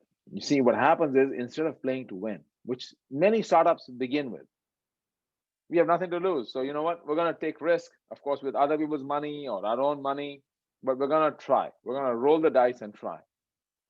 Somewhere along the way, when we have success, even in small companies, by the way, that's why small companies struggle to pivot. We start to play defense. Let's protect our franchise. Let's hold what we have. And we stop rolling the dice. And this kind of mindset really kicks in. So if we're going to be successful in these dynamic changes time, we have to think about at winning. So we have curiosity, humility, empathy, and winning. Now, if I was to go even deeper into what is one mantra I want to leave you with thinking about from a leadership perspective, and that is courage. Now, I'll just tell you a short story on courage. So a few years ago, my father passed away. He lived in Delhi and he had a long, good life. And, you know, I had to go back and sort out his affairs. And it's a pretty emotional thing because I don't know if any of you had to do this, but, you know, as I was sorting through his affairs, I had these flashback stories I remembered from childhood. I don't know, somehow they would come back. And I didn't even remember these stories, or I thought I didn't. So he was in the army, and as I was sorting his uniforms and stuff, I remembered a story from 1971, I think it was. So just after the Bangladesh war. He had come back, and he was part of a unit that had gone in the front lines. So he was in a difficult operation, and anyway, he came back, and I was 10-year-old macho kid. I was very proud of my dad. I said, Dad, when you were out there, were you scared? Now, what is the answer I was looking for? The answer I was hoping he would give me would be the Clint Eastwood answer, saying, son, no. And my dad, being who he was, he said, son, you have to understand, when you're out in the front lines, you're away from your supply lines, you're really moving forward, not going backward. You're going right at the enemy. So, yeah, it is scary, but, we had a job to do, so we did it. I remember being really disappointed in my dad. I thought, oh my God, my dad was scared. I can't believe it. Now, it's taken me a long time, many decades later, to realize courage is not the absence of fear. Courage is taking action in the face of fear. And I'm not the only one to have said it. Nelson Mandela said it too. So asking ourselves, as we are dealing with what I would say are highly uncertain market conditions ahead, the question to ask ourselves is, am I going to be able to work through my fear to get there? Because, Lou Gerstner used to say this. He said there are 4 kinds of leaders: those who make things happen, those to whom things happen, those who watch things happen, and those who don't even know things are happening. So as you think about this going forward, I think this is, to me, the real question. Now, I want to end with something I learned growing up, which is something somebody said thousands of years ago to all of us. We are all familiar with this, so I apologize if you already know this, but I think as we embark into this era of uncertainty, which it will be, if you're looking back and saying we're going to go back to the golden age where everything is known to us, there are too many variables at play. We have too many variables that no one can tell you for sure that, oh my God, we're going to have a bounce back.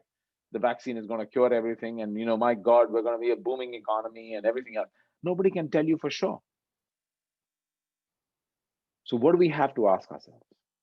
We have to ask ourselves, this is what from the Upanishad, you are what your deepest desire is. As your desire is, so is your intention. As your intention is, so is your will. And as your will is, so is your deed. And as your deed is, so is your destiny. So I want to end on that. I'm really delighted to be here and honored to be here to speak to all of you. I'm going to stick around for some questions, and I'm going to turn it back to Rishi. Thank you very much. The suave Professor Ranjay Gulati there on an unprecedented crisis. What should strong leaders be doing? And I tell you this, you guys have certainly been very, very active through this session. Again, multiple centuries being hit as far as the number of questions coming in. But like I said, because of the paucity of time, there are only going to be 3 Mirchi hot questions chosen, curated by our esteemed FMS Forum members. And here we go with question number 1. Now, this is from Savita. And question for Professor Gulati: who's better prepared in the face of adversity? Big corporates with deep pockets, or a nimble, small or medium enterprise running on a shoestring budget? Interesting there. I wish I could give you a definitive answer and generalize from that. It's a very good question. If I was a betting man, I would tell you the nimble enterprise, because what ends up happening is you may have all the resources, but if you're not willing to course correct, you have to make rapid course correction. In today's uncertain time, what you see is what an ancient navigator used to call point-to-point navigation. Or if you look in chess, when you look at chess grandmasters, they take what is called robust action. Every move is they're not planned. Everyone says, 25 moves ahead. What they're looking at is what move will give me the maximum options for the next opportunity. And unfortunately, what happens in large companies is we lock and load. So once you make a move, we're going to de-risk it. We're going to wait till we de-risk it. And you see, so being able to adjust and move. So if I was a betting man, I would take option number 2. Nice one. Okay, this is Rahul Gosai. Thank you very much, Rahul. And like I said, a 30,000 rupee purse going out, 10,000 rupees each as a Mirchi Hot question. Rahul gets that 10,000 rupee purse. And of course, through the sessions, all the sessions, there's 90,000 rupees going out. Good evening, Professor Gulati. In the current times, where frequent changes have become a part of the business environment. What are important behaviors and attributes which a leader should possess if you can identify them? And how can a leader actually mobilize change within an organization? Mobilizing it instead of directing it. Interesting. Yeah. Again, very, very sharp question. I think you answered the question actually, that great leaders today mobilize and don't authorize action, right? And you have to have leadership is given to you. You're not bestowed with it because you have a title. Leaders want to follow. And I think that becomes the real question. So how do you build followership is the real question for you to ask. That how do you, now I'm going to share one version of that with you. I have seen some companies where today, increasingly, and you heard about multi-stakeholder capitalism, where you're seeing increasingly leaders talking about having a purpose.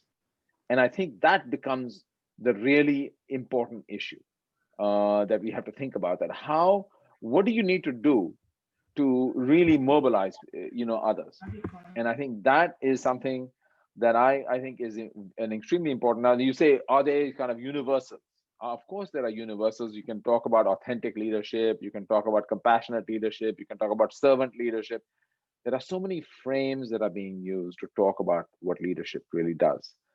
But more than anything else, it has to also resonate with who you are as a person. You can't fake it. The problem with universals is, everyone tries to force fit themselves into that universal. So there is a personal element to that as well. But you answered the question. Followership, it's about mobilizing, not authorizing. Okay, we've got one final question curated for Professor Gulati. This is R. Srinivas, Rasabatulla Srinivas.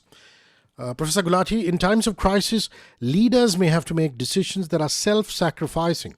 For example, a few businessmen in India laid off their staff, but few decided to bear the temporary losses by paying employee salaries. And R. Srinivas asks, my question is, how does one develop the quality of self-sacrifice in leaders?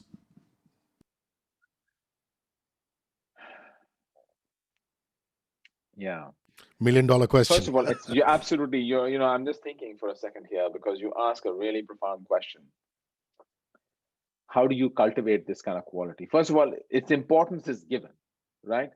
The signaling, again, this guy, Robert Greenleaf, wrote this book on servant leadership so long ago. The idea is, what are you trying to communicate? You're trying to communicate caring and concern.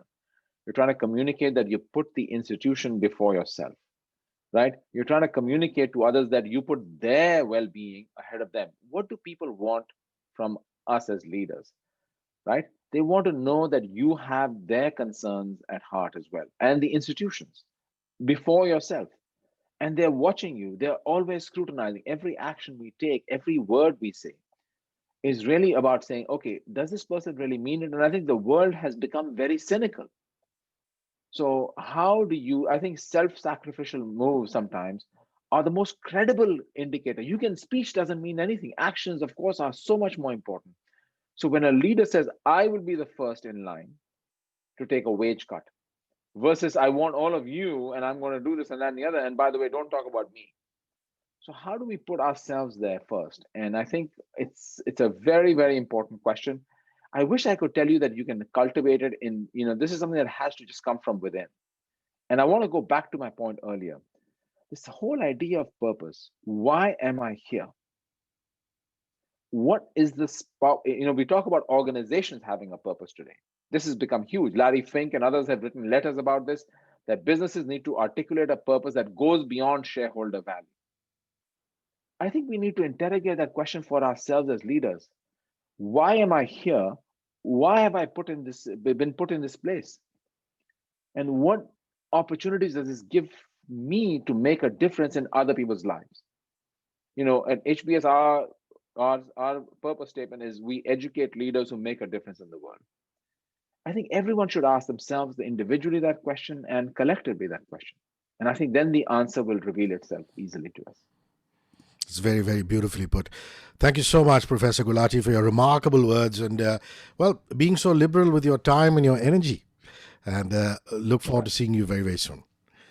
Thank you. All the very best. Thanks Ladies so and much, gentlemen, and all the very best to everybody. Happy holidays, safe holidays, and a very happy new year to all of you.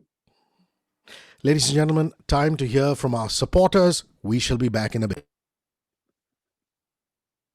विश्वास पक्षी को अपने पंखों पर, बच्चों को अपनी मां पर, भारतीयों को स्टार हेल्थ पर। Star health insurance, the health insurance specialist, सदैव आपकी सेवा में।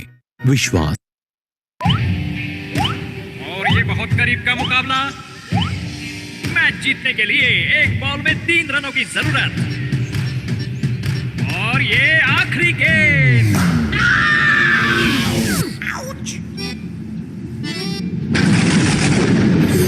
इस बार तो बच गए, लेकिन कोई भी घटना कभी भी दुर्घटना बन सकती है।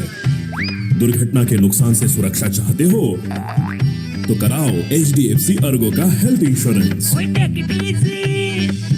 क्योंकि हादसा कभी भी टाइम बता के नहीं होता।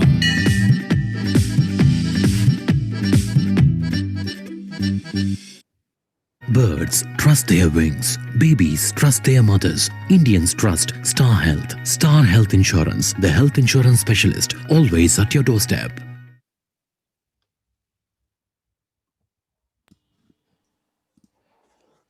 Ladies and gentlemen, the spirit of dialogue and discussion is something that FMS has inculcated in all of us.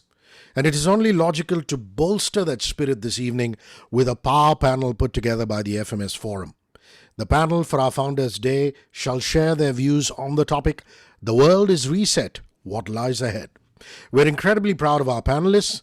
Please welcome Mr. Shyam Saran, a former Foreign Secretary of India who has served as the Prime Minister's Special Envoy for Nuclear Affairs and Climate Change. After his time in government service, he has headed the Research and Information System for Developing Countries, a prestigious think tank focusing on economic issues, and was chairman of the National Security Advisory Board under the National Security Council. He's currently a trustee at WWF India and member of the Executive Council of FICCI. He's recently published a book, How India Sees the World. Mr. Saran was awarded the Padma Bhushan in 2011 for his contributions to civil service. In May 2019, he was conferred the Spring Order Gold and Silver Star by the Emperor of Japan for promoting India-Japan relations. Thank you for joining us. Our next panelist is Jonathan Story. Jonathan is Emeritus Professor of International Political Economy at INSEAD. Prior to joining INSEAD in 1974, he worked in Brussels and Washington, where he obtained his PhD from the Johns Hopkins School of Advanced International Studies. Professor Story's subject blends politics, markets, business. More recently, he has focused on the European crisis and on Brexit. His latest article is entitled Brexit, A Certain Idea of Europe. He's also a co-author in the Oxford Handbook on Business and Government. Thank you for joining us, Professor Story.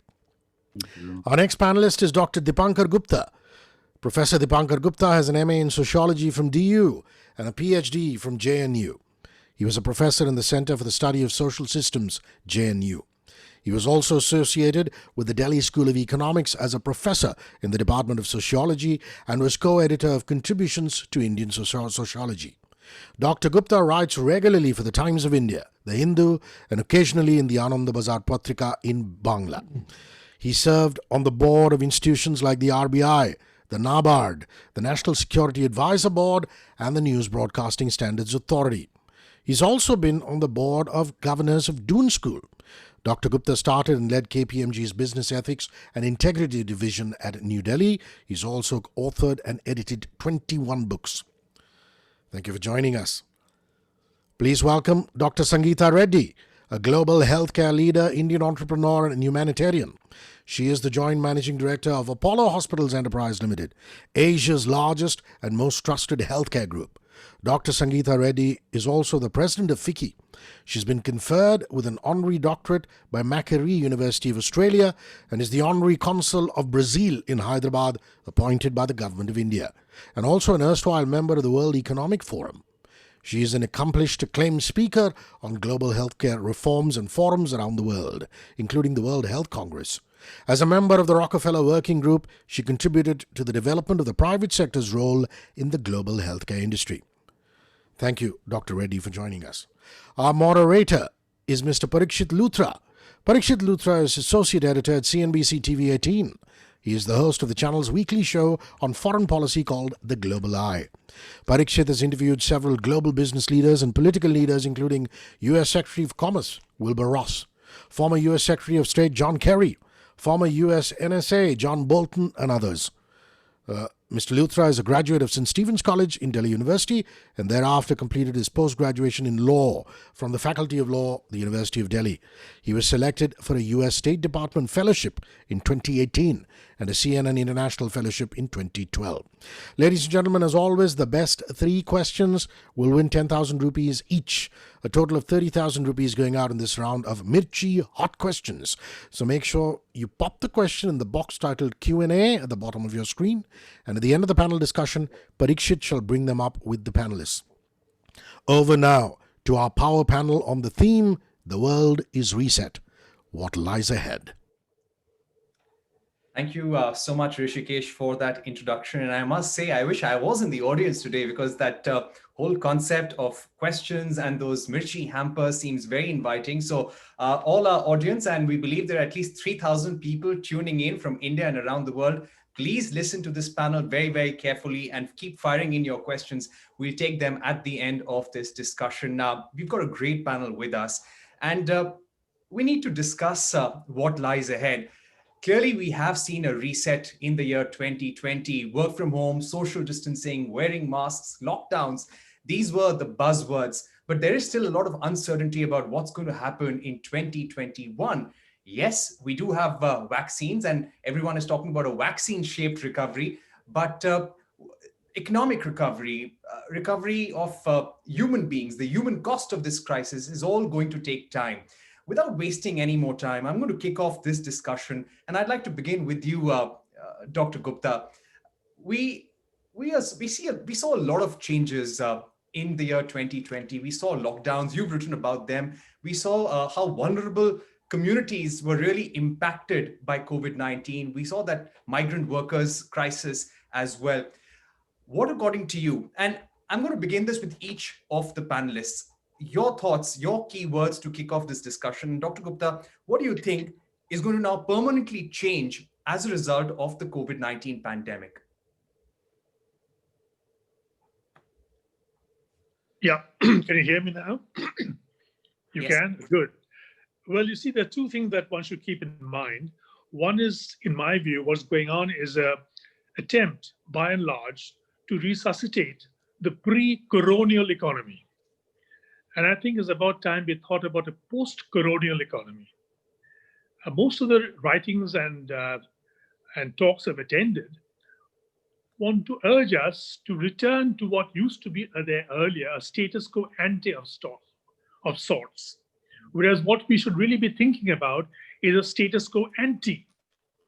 Because you see, what's happening in front of us is that we had an economy which was etherized upon the table for several months.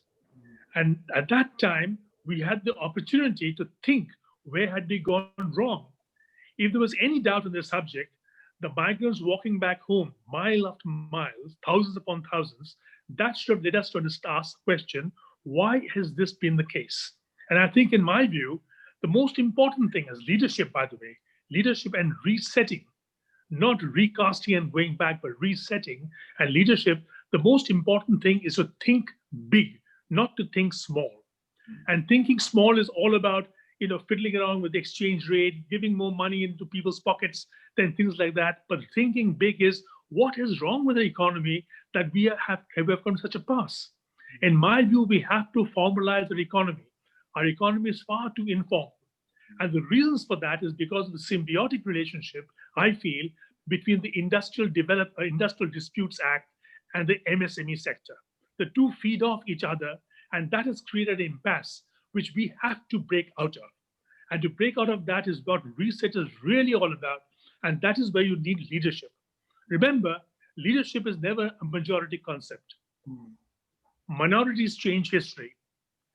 Leaders will always be in a minority. You have to think differently. And I think we are just in time to do so, or else the patient would have been etherized on the table for so many months for no good use. You're just tinkering around. If you take out a corn from somebody's foot, you don't have to etherize that person. It's time to have a major surgery. And my view, the major surgery can only be if we think big. We cannot last any longer playing the same old game about small industries, MSMEs, the old IDA stuff, which is full of so many loopholes and thresholds that they constrain the economy all the time. Thinking big is something that we have to learn, and we don't have to go to Europe for that. You can just look eastwards, and you will find Taiwan, South Korea, Japan, all of these places have thought big and done a great job. Right. And Dr. Gupta, this is something that you wrote about recently, about India investing more in public healthcare. You wrote how when it comes to investment in healthcare, it's just about 1% of our GDP, and we need to put a lot more focus on that. And I'd like to take that to Sangita Reddy, and she's somebody who's worn many hats. What are your cues for 2021? As Dr. Dipankar Gupta was pointing out, that we need to think big. We need to stop tinkering the small things. We need to start looking at the bigger picture. So as somebody who's seen global healthcare very closely, as somebody who knows how the Indian economy, Indian businesses function, what is the big picture that we need to have, the Indian government needs to have? Thank you, Parikshit. Very nice question, and definitely all the best to FMS for marking a Founders Day celebration with a thought leadership debate. I think that's quite fantastic. So I agree with Dr. Dipankar in one thing, is that we should not be focusing just on building back or recovery back to pre-COVID numbers. And what I call that is that we're not planning to build back. We should build forward. And in that build forward, clearly on the healthcare side, I believe that at no time as in the current has healthcare been so center stage. And one of the things which had already begun pre-COVID was the fact that India committed itself to universal health coverage. With the Ayushman Bharat and the insurance scheme, this is the largest, most ambitious coverage of a population compared to any country anywhere in the world at any point of time. And so that, I think, is the foundational stone, that people should not be spending out of pocket for healthcare. They should have universal coverage. Hand in hand with that, I think, is a very important aspect, which is preventive healthcare and primary healthcare. So the fact that our primary healthcare centers should be upgraded, should be enhanced, that we should look at prevention. The other fact is that while everybody has spoken about the pandemic, the fact is that this has been a syndemic. That number one is the COVID pandemic. Number two was the underlying pandemic of non-communicable disease, which is blood pressure, diabetes, cancer, and people with those comorbidities, their condition was exacerbated if they also got COVID. So the fact that we should focus on health, on wellness, on controlling diabetes, obesity, and blood pressure, and early detection of cancer. So the whole approach towards prevention and primary healthcare, I think, is something that the whole world is looking at, our country is looking at, and we must do it with a renewed focus. The next aspect I think about healthcare is really the lens that people are looking at healthcare. Before it was all about, we need more hospitals, we need more beds. But the fact is that healthcare is shifting from the hospital to the clinic, from the clinic to the home, and from the home to a 24/7 ubiquitous access to care enabled by your mobile phone. And digital really took, a very exciting part in the catalyzing of access for individuals.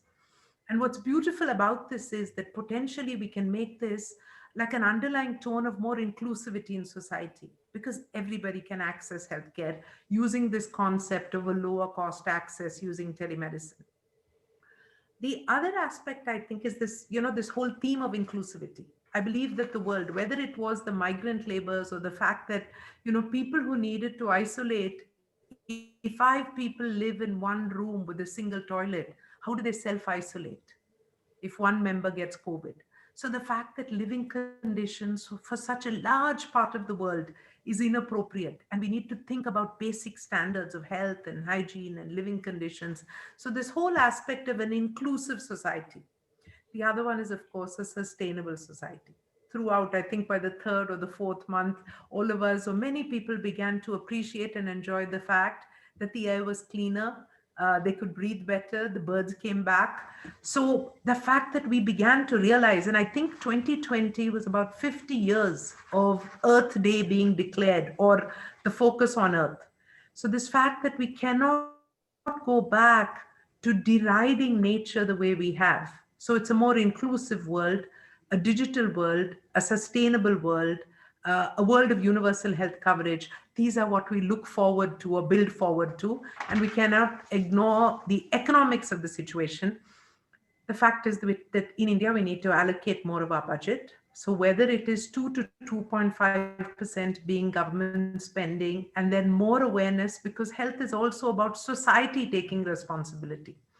But my recommendation is that year on year for the next 5 to 7 years, we must increase the allocation by 0.5% every year, and parallelly spend an equal amount on prevention so that the overall burden of disease comes down. And in prevention, I talk about the social determinants of healthcare, whether it's clean drinking water, sanitation, appropriate nutrition. The recent population health survey came out and showed that the number of our children who are stunted by malnutrition is growing. So we have a lot to do, but I believe directionally we're in the right path, that we understand what needs to be done. I believe the commitment is there from the government, from the private sector, and for society at large. So I look forward to a more positive overall approach to health and to life and to humanity at large.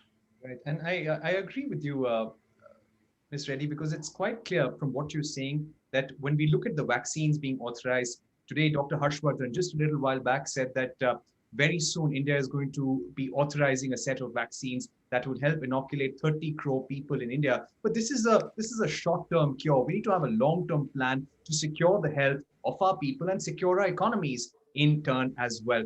Mr. Shyam Saran, if I can bring you in at this point. You were Foreign Secretary at a critical juncture when it came to foreign policy, and you were also in office during the financial crisis.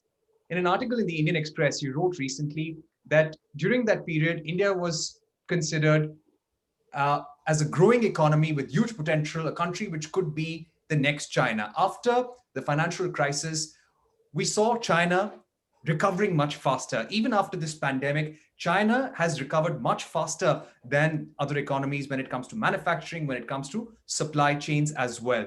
How is India positioned for what lies ahead now? Well, the short answer to that is that we are not very well positioned.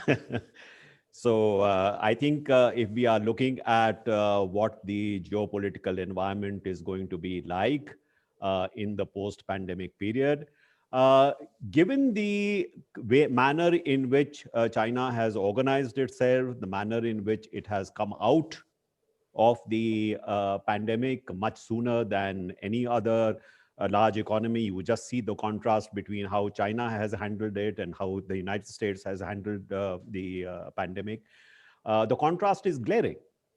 Now, whatever we may say about the political dispensation in China, the fact is that if we are looking at the post-COVID global economy, the pole position by all indications at the moment will be with China.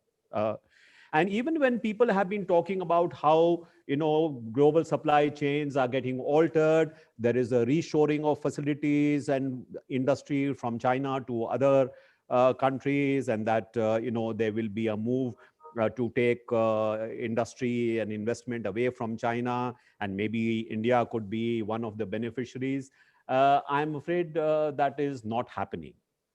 Because if you look at which is the region where, in fact, overall trade and investment has expanded rather than shrunk, as has been the case in some other areas, it is precisely, East Asia and Southeast Asia. And the trade between China and the East Asian, Southeast Asian countries has actually increased during this period. It has not diminished. So those supply chains which, in fact, bind China together with the other economies in the region, those supply chains seems to have been reinforced rather than, in fact, diminished. So I think we should not make the mistake of underestimating the kind of challenge which we are going to face in the post-COVID environment. It will be a more complex and more difficult environment for India to position itself in. Now, having said that, India has a certain very important advantages. One of the very important advantages is that it is a very large market. Even with the slowing down of growth in purchasing power terms, India is the third largest economy. Even with a slow growth, India's market will continue to expand. So there are, especially at a time when the global economy is sort of somewhat depressed, there will always be a search for where the markets are going to be. Why is, for example, the Indian stock market, at this point of time, in fact, perhaps one of the big success stories? That is because, money, capital from all over the world is looking for places where there could be even some positive yield.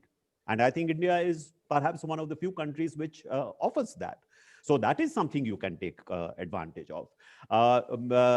Ms. Reddy has made has made a reference to the public health industry, and there India is again in a very good place if leverages those advantages, because it is one of the largest manufacturers of vaccines anywhere in the world. It is one of the most cost-effective healthcare centers. People come from all over the world to the Apollo chain itself is a well-known name. So at a time when there is a focus on public health and a focus on the ability to, for example, as I said, make vaccines in very large quantities, again, India is very well positioned. So you may have to look for some niche areas, not a general kind of economic prospects, but what are some of the niche areas where we have certain advantages which we can leverage. The other point I would like to make, which I feel very strongly about, is that there is somehow a sense that globalization is in retreat or globalization is stalled. Yes, there is a political backlash against globalization because globalization is seen to have led to greater inequalities, for example. Loss of, for example, industry in the United States of America or in Europe. There is a kind of a growing protectionist sentiment in some of these markets. But I have made always this point that globalization is here to stay, because globalization is driven by technological advancement. And as long as technology advances, globalization will advance. So there may be some slowing down, there may be some stalling, but globalization will continue. And my favorite example is that, today we are living in a world of galloping globalization in digitization. If you're looking at the digital economy, in the last few months of the pandemic, the digital economy has expanded more than what had been anticipated for the next 5 years or 7 years. That's what has happened encapsulated in a short period of time. So globalization is here to stay. And therefore, those countries which stay ahead of this globalization curve are going to be the countries which are going to be successful in the future. Right. So in that sense, for India also to fall prey to this business of, being defensive, trying to protect ourselves from foreign competition. No, the attitude should be that actually the pandemic, the manner in which it has shaken, in fact, the sort of global equations, also offers India opportunities. And if you go with that kind of a positive outlook, actually India can make something out of this crisis. But some of the signs that I see are not very encouraging. So climate change, for example, I think, we are going back to our bad ways. Yeah. If forests have to be cut, in order for expanding some airport, or if large parts of the very fragile ecology of the Himalayas has to be interfered with because of some religious reasons or because of security reasons, I'm afraid we are not learning the lessons from this pandemic. Right. Thank you. Professor Story, to get you in, I think Mr. Shyam Saran, the former Foreign Secretary of India, I think put it very well that globalization is here to stay, and countries should not look inwards. Yeah, there will be domestic priorities, getting out of the pandemic, putting your trade, putting your manufacturing back on track, but we need to be open to play the game at a global stage. But to ask you something that you have been tracking for decades now, for the last 40 years or 50 years, you have been analyzing the linkages between politics, markets, and businesses. You've written books on China, on Europe, and you're tracking all the headwinds. Brexit, which is probably one of the biggest headwinds in 2021 that we're looking at. How Europe looks at China, how US looks at China. A lot of these things will be cues for the global economy as well. Do you think this pandemic has sharply changed the way the European Union or Europe looks at China? Because even before the pandemic, there were a lot of concerns about the rise of China and its approach to world trade and expansionism. Yes, well, thank you very much. I really have enjoyed listening to all of your interventions. Two things come to mind. I entirely agree that globalization is here to stay. We are not going to go away. It does create very important problems. One is the most important, I think, at least in Europe, and politically in the United States, is what Mr. Sandbu, who's a very good journalist from the Financial Times, has written in a recent book called The Economics of Belonging. One of the problems of Europe has been that, in my view, it has got an overall design, a constitutional design, which doesn't fit the inherited reality. Now, the other, which opens a whole discussion about Brexit. The other thing which I think is, I really also agree very much with, is that we should all be aware when we're thinking of the world economy and the world political and business system, that naturally we have strengths and weaknesses. And this is a universal problem. I used to run into all sorts of problems as a teacher at our business school in Fontainebleau in Singapore. When I started out pointing out the difficulties of any particular economy, I had to remind everybody, no, I'm going to get round to the strengths in a moment. But we all have those. The United States, I think, is, for the foreseeable future, very likely to carry on a conflictual path with China. That sort of new Cold War, if you like, but in very, very different circumstances to the old Cold War, is likely to be with us. We can see the Biden team picking up many of the themes that were developed by Trump, the previous administration, and the conflicts go way beyond trade to military factors and also to spying. So this gives birth in the United States to all sorts of rumors, unfounded, but which circulate in social media, that China has sought to manipulate this elections. Right. Now, how much truth is in that is a completely different question. The point is it's circulating, and I think it could be very damaging. But overall, are we going to reset? I think the way to start thinking about this is that our inherited positions are unlikely, or trajectories, to be altered. I do agree entirely that the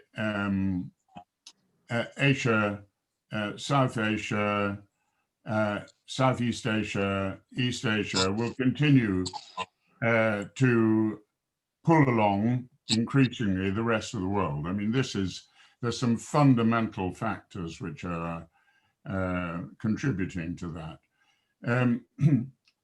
What about Europe and its attitudes to the emergence of Asia Pacific?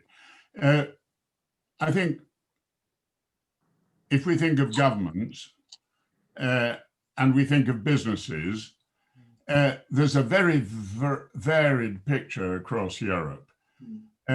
Chinese markets have become crucial to big European corporations. The European foreign direct investment footprint in China is huge. It's absolutely vast. It's much bigger than the United States. But of course, there's lack of cooperation between the European companies, for instance, in finding out what's going on in the Chinese markets. But while German companies have been complaining about technology issues, in fact, actually, they remain very much hitched on developing their positions in the Chinese markets. Chinese sales of German corporations in China is about 3 times, if not 4 times now, the size of total German sales to the French market. That's crucial. Right. What it has done is, as it were, globalization has lifted German corporates into thinking of the world and no longer just of Europe. And that's a very important factor. I don't want to get into the low growth of, well, maybe I should very briefly. Europe has underperformed for about 30 years. And I think it's underperformed because we haven't gone for a growth model. We've gone for a model that aims to overcome the conflicts of the early part of the 20th century. We haven't been thinking positively. Right. My preference would have always been to have a loose arrangement of a diverse Europe, muddling along in a cooperative framework, very much like is the case in ASEAN, without trying to impose rigorous criteria of economic performance on countries which are very differently endowed and have very different features. I think the low growth of Europe is actually policy driven.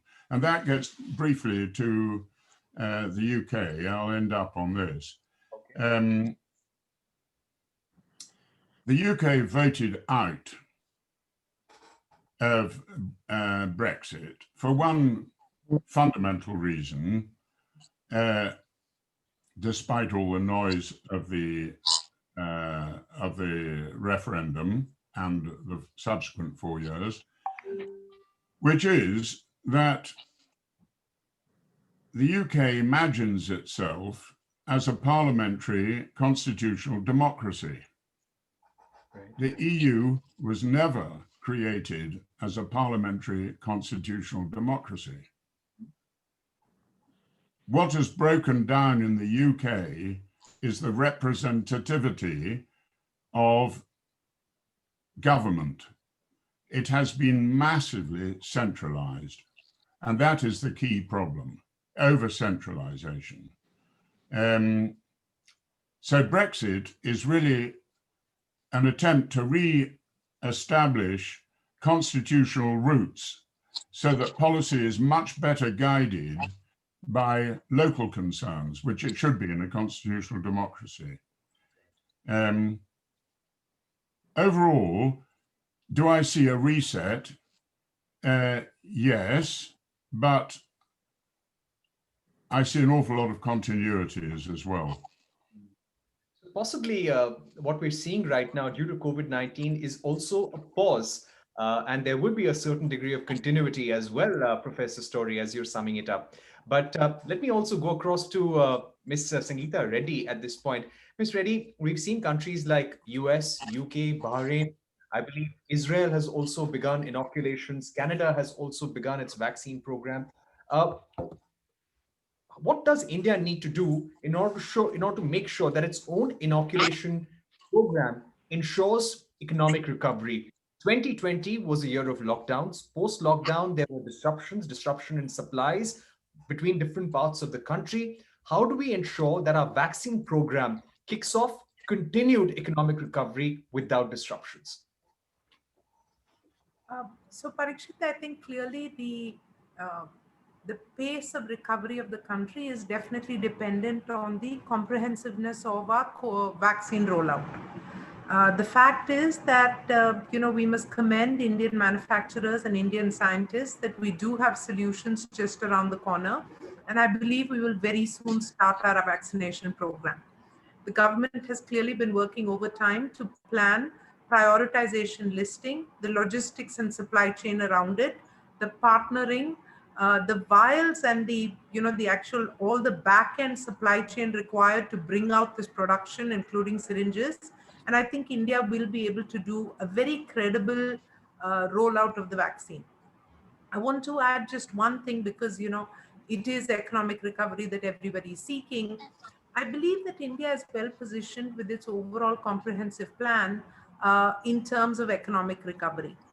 So if you look at the various pillars which have been rolled out, so one is that there is a clear and very focused policy around manufacturing.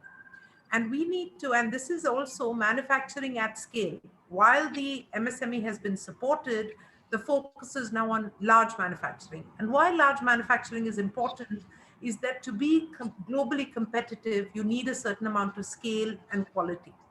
And so can India scale manufacturing and in a way export itself to prosperity, taking advantage of the disrupted supply chain? So I think that is one hinging of the overall economic strategy that the government is following.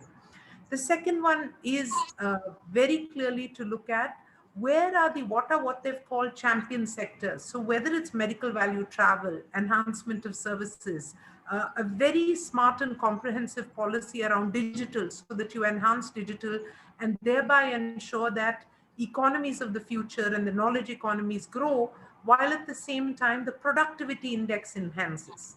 Because if you're doing, e-banking, if you're all the other digital interventions, you will see an enhancement of productivity. With that, you will see an enhancement of GDP as well. So besides that, of course, there's agri, there's healthcare, there's education, and all these pillars. And the final, most important pillar is the tremendous outlay which has been put in the National Infrastructure Plan. Right. 103 lakh crores is not trivial. And with the infrastructure sector, infra drags about 200 other business lines along with it, whether it's cement and steel and all the others. So if we can execute well on these plans, India will not just show a recovery, it will show a resilience, which I think the whole world will look to. And I believe that we would have truly converted the adversarial scenario of COVID into an advantage for the country.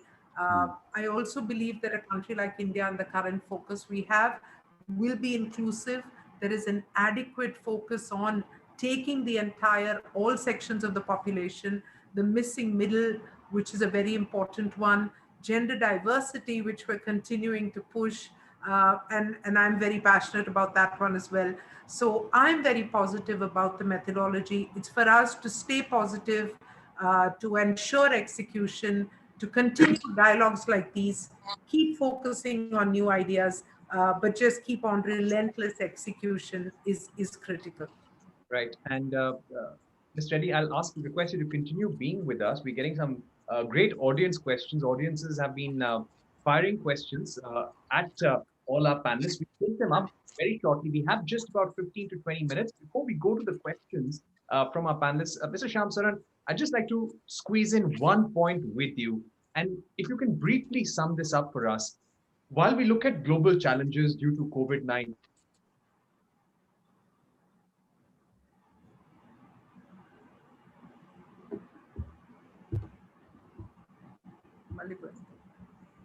and reset of a message, not just to India, but to Asian economies and the United States as well. How is this going to play out in 2021, 2022? Because clearly there will be countries looking at this and businesses across the world looking at this clash and standoff very closely. Sorry, I missed the first part. You're talking about a clash between the US and China? No, Mr. Shyam Saran, I'm talking about the problem that India is facing at the border with China, the worst clash in 45 years. You know, there are countries like US, European Union, which have issues with China, but we have this problem right on our borders, right at our door. Foreign investors are looking at this crisis very closely. How do you think is this going to pan out? Because China is sending a message, not just to India, but the rest of the world too. Most certainly. I think, you know, as far as dealing with the challenge on our borders is concerned, I think we have, in a sense, forestalled any further, you know, aggressive moves by China on the borders.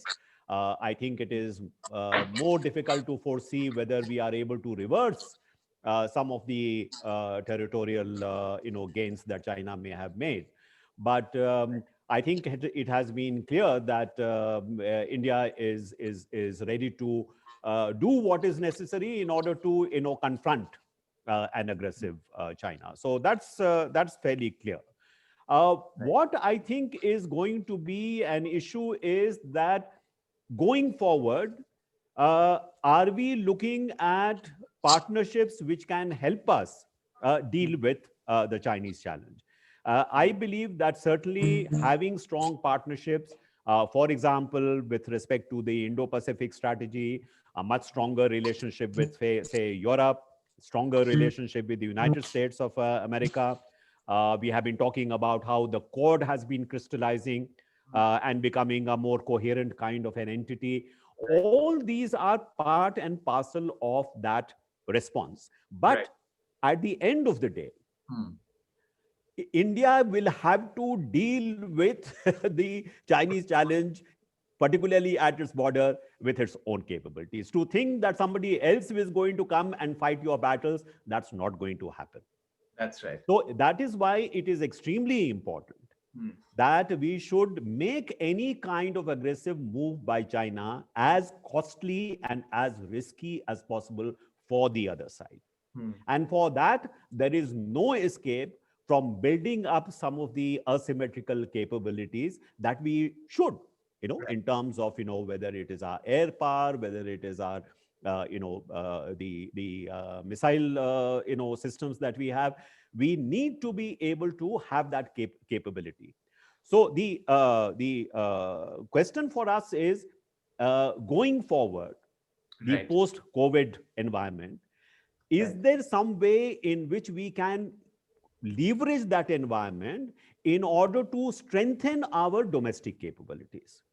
How can we leverage, you know, the emerging global economy in order to strengthen India's own capabilities? I think that is the kind of strategy which is required.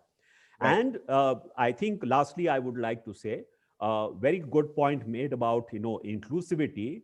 But, you know, I have some problem with focusing attention on large companies, large corporations, that they are going to lead us. You know, let's not pay so much attention to the small and medium industry. Actually, historically, it is the small and medium industry which have been responsible for, in fact, 40% or more of our exports. Right. So I don't think we should lose that, because, the more diversified an industrial system you have, and in terms of, inclusivity, the more distributed you have these economic capabilities, the more it will serve, the cause of inclusivity. And don't forget, small and medium does not mean outdated. Some of the most technically proficient companies, advanced companies in Germany, for example, are all small and medium industry. So it's not that small and medium industry are not capable of actually being very, very competitive. So perhaps I would like to just shift the focus a little bit from what Sangita said, that while we, yes, try to encourage champions, but I think we should also look for champions amongst the small and medium industry. You will find them. Right. And if I can quickly respond to that, I completely agree with Ambassador Saran and respect his view on this. I think that while we continue to focus on MSME, the power and the value of the large is that they outsource and support MSME. So it's a very proactive, mutually supportive ecosystem that I envisage for the country. But great point, Mr. Saran, and completely agree with you. Right. Thank you, Ms. Reddy. Thank you, Mr. Saran. We're now getting questions from our audience. I believe Ms. Reddy also has to leave. I'm going to put this first question. So, Ms. Reddy, there's a question coming in from Pranita. To you, Parikshit. Yeah. So we're getting a question from Pranita. The question is for you, Ms. Reddy. And this is, what vulnerabilities of the healthcare sector in India were exposed during the pandemic?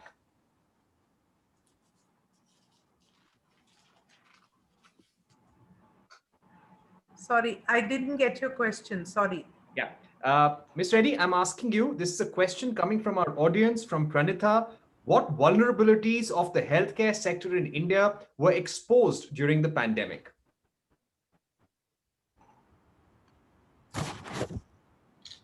Fortunately, there were a lot. The fact that we had such a high dependence on global supply chain, whether it's in APIs or even in manufacturing of PPEs. When the pandemic started, India produced less than 10,000 PPEs a day. The good news is that we're now up to 4.5 lakh PPEs per day production. So some of the vulnerabilities we were able to take care of. However, the fact that primary healthcare is really lacking, that our ability to do public communication, the testing, again, we were very weak in testing to begin with, but again, India was able to ramp up. So there are various vulnerabilities, but one fact which continues to pain me is the fact that there is a trust deficit across the ecosystem, and that healthcare workers were not treated properly, were not respected. So that is one thing that I think we still need to work on. The second very important aspect is that the universal health coverage must accelerate, because for many, the cost of treatment was very, very difficult to bear. And the pressure which was on the private sector to reduce costs was high, but no one was really looking at what is the actual input cost to deliver a quality service. So the appropriate balance between health economics, creation of appropriate infrastructure, primary healthcare, and an affordable system or an access mechanism, I think all these really came to the fore. We did fight, and we are fighting a very brave and valiant battle. Many things have been fixed, yet lots more work to be done. But I think the appreciation that everyone is in it together, and the type of support that we received. I mean, we added 5,000 at Apollo, we added 5,000 beds using hotel rooms. And the hotel chains just came and said, come, we'll find a way to make it work. We had donors from Deutsche Bank to SBI who came in and said, people may not be able to afford this, give them the telemedicine, give them the rooms, and we will undertake the costs. So I think there's the beginning of an appreciation that we all have to work together. I really hope and look forward to us strengthening and encapsulating this spirit and staying focused on building a strong and resilient healthcare system. So thank you all very much for this opportunity to be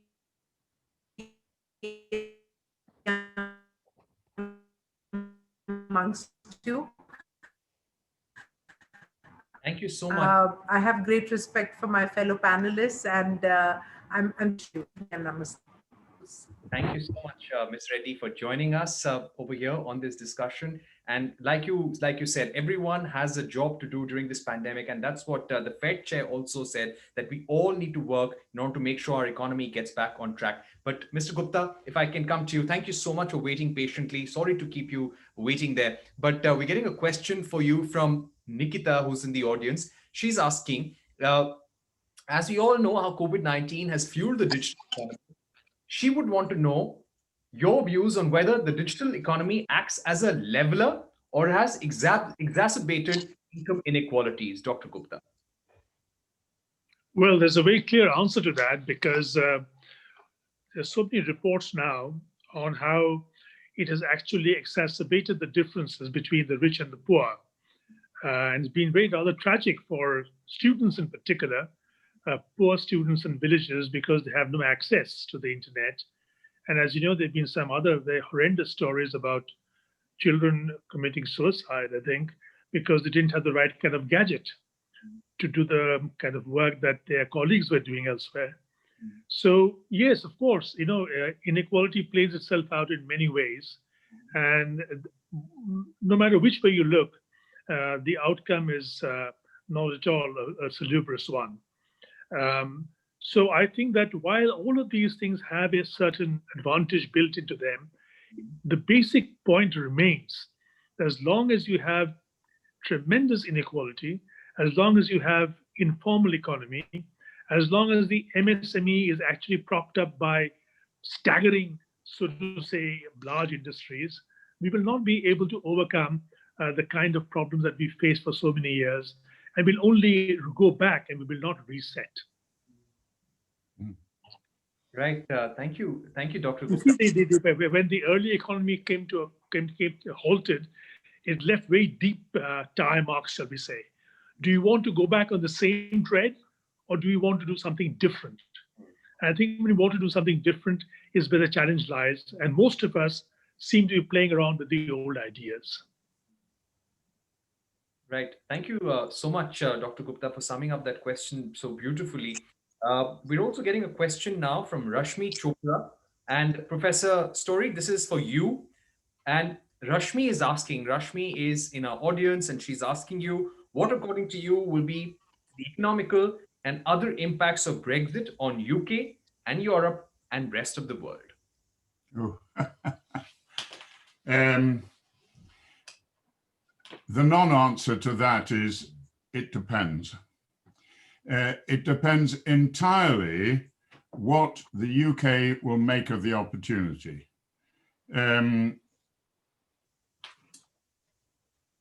I think they are facing a tremendous opportunity because the EU has been pretty protectionist, and the idea of actually being self-governed again, maybe Scotland will peel off. We don't know yet. We can mention that if you like. But the prospect of self-government is a huge opportunity to think of maximizing one's own resources in the global economy, and not just focusing on the EU. But it all depends on the mindset. And as I have said, I indicated in any case, I think you need a lot of time for attitudes to change. The old attitudes of an outward-looking economy, which were there in the 50s and 60s when the UK was still a maritime economy, have gone, and they've been centralized very much on London. So a huge transformation of attitudes has to take place. That's one very important thing. I think for Europe, a positive way of looking at Brexit is that it's an opportunity. Just like all of our colleagues are saying, the COVID crisis in India should be looked at as a challenge, but actually as an opportunity to maximize what hasn't been done so far, or to change towards a much more dynamic policy proposal, outward oriented and so on, everything that you've said. That is the way I would think that we should be judging the forthcoming deal with the UK and the EU. Has this deal been settled to the maximum advantage of both partners? That's the key. Take the example of industrial policy, which is a big problem in the EU, because although the EU accepts that government policy and banking conditions support corporations in various ways, there is an attempt to create a level playing field. In these negotiations, the EU has, with French support and Germany keeping very silent about it, have said that the UK will not be able to use level playing field, will not be able to get out of line with European regulations, but the EU will be centralizing its industrial policy. In other words, I think the French are pushing a policy that Mrs. Merkel agrees with, and that we're going to see a much more subsidized, government-oriented, EU-based, German-led European corporate policy set. I would hope so, because one of the other things of the COVID crisis has been to create this joint 750 billion euro fund, which is far too little actually, to fund the southern European countries, which have been zero growth now for far too long. Italy, for instance, has not grown 1 percentage point in GNP since 2000. That's been the cost of joining the euro. So if Europe is going to get dynamic, it's got to get Keynesian in a big way. And there I come back to the key problem in Europe. There is not the political support for that. Hence, do we have the right design, constitutional design? I'm afraid not. But overall, my position would be, if we're going to look for positive results in Europe from this COVID and an exit, let's hope that the Brexit EU deal is maximally beneficial to both sides. Right, and that's what EU is also looking for. EU wants to make sure that there is a level playing field. We believe fishing rights are a major issue right now. This is the final stretch. Let's hope there is a deal before the 31st of December. But let me get you in, Mr. Shyam sir, and now we're getting a question from Sushant Agarwal, who's an MBA student at FMS. He is sending a question for you. And the question is, since every country is fighting COVID individually, biowarfare as an overlapping realm could see increasing covert research and growth as a means of a weapon. What measures should a developing nation be taking to prevent and prepare for such warfare and destructive event? Mr. Saran. Good question.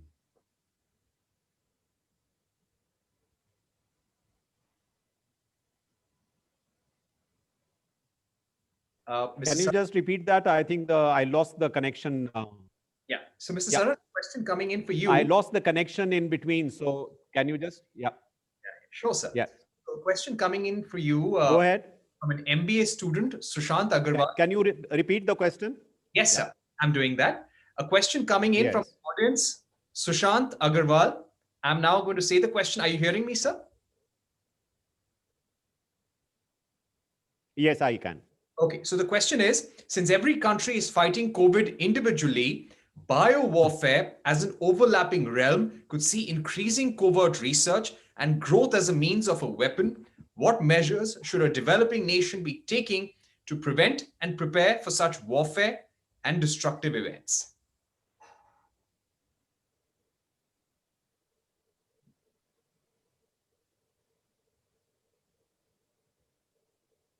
Well, we have a biological weapons convention to which we are a party, and most countries also are a party to it. But there is, of course, always the possibility of a rogue nation, deciding to develop these clandestinely. So we always have to be, alert to that possibility, as we have to be alert to similar kind of, activities in other domains. So you see, for example, with respect to the cyber world, and you have seen, that there are countries or entities who engage in, large-scale hacking. And that is something which is creating a major challenge for all of us who are now so heavily dependent on the digital economy.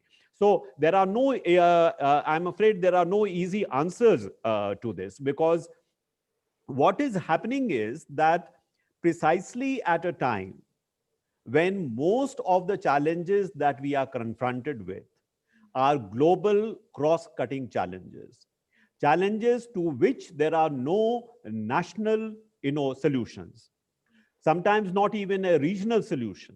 The only solution is a global solution, and a global solution which can only come about through collaboration amongst countries, not through a competitive frame. So even the COVID-19, challenge that we are looking at, we don't have a global response to it. Basically, every country is for itself. Even we talked about, the distribution of vaccines. You see that, essentially there is a move by most of the developed countries to try and corner as many supplies as possible for themselves. So, unfortunately, the sentiment in the world today is, the whole upsurge of, narrow nationalism, a kind of a parochialism, while actually what is required is the opposite.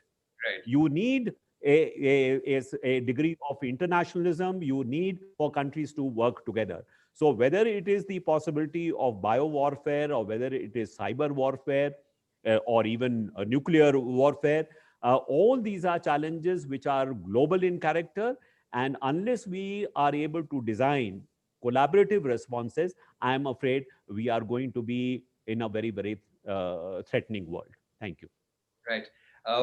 Thank you so much, Mr. Saran, for answering that question. These are mirchi hot questions coming from our audience. The best three will get a cash voucher of 10,000 rupees each. Now, Yukti Khanna has a question, and this is for Mr. Dipankar Gupta. She's asking, is compassionate leadership necessary but not sufficient? At such a time, Mr. Gupta, what should a leader be doing? What does the country expect the leader or the leadership to deliver? I think for leadership, in fact, for everything, not just leadership, leaders more so, I think it's very important to be able to place yourself in the shoes of the other. Once you do that, things become so much clearer. For example, we were discussing a little earlier about what does it make to be a good leader and motivator of people. I have found in my own work in the corporate sector that wherever the leader has tried to put himself or herself in the shoes of the other, that leader has really been respected and very, very effective. It is something called what they call in the social theory intersubjectivity. It doesn't come easy, by the way. It's a very difficult task. For example, citizenship also is intersubjectivity. And the best leaders are those leaders that understand citizenship and don't only think about leadership and driving people. And citizenship is when you can put yourself in the shoes of the other. And this is a very difficult task. It requires discipline more than anything else. And the worst part is that when you're in the act of being intersubjective, you probably lose a lot of friends. Right. Right. So thank you so much, Dr. Gupta, Mr. Shyam Saran, Professor Jonathan Story, Ms. Sangita Reddy for joining us. Those are great interventions by all of you. We learned a lot, and I'm sure those 3,000 people in our audience must have learned a lot about what lies ahead, because this is a question that is there in everyone's mind, be it businesses, be it foreign leaders, or the average person on the street. What do we expect? What do we expect from the vaccine? Are these vaccines even dependable? And when will there be economic certainty? So thank you so much for guiding us, guiding our audience as well. And I hand it back to Rishikesh for more. Thank you very much.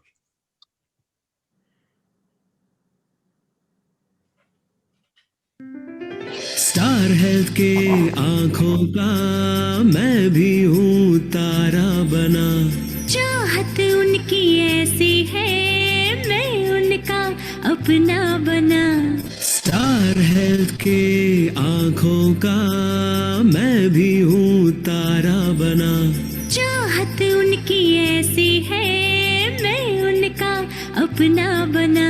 Star health का है वादा ऐसा सच से भी है इतना सच्चा, झलके इनकी सेवा में ऐसे सच्ची माँ की ममता हो जैसे। स्टार हेल्थ ऐसा तारा है जो जीवन का सहारा है, वो आंसू पोंछने ही सभी के रब ने इन्हीं को भेजा है।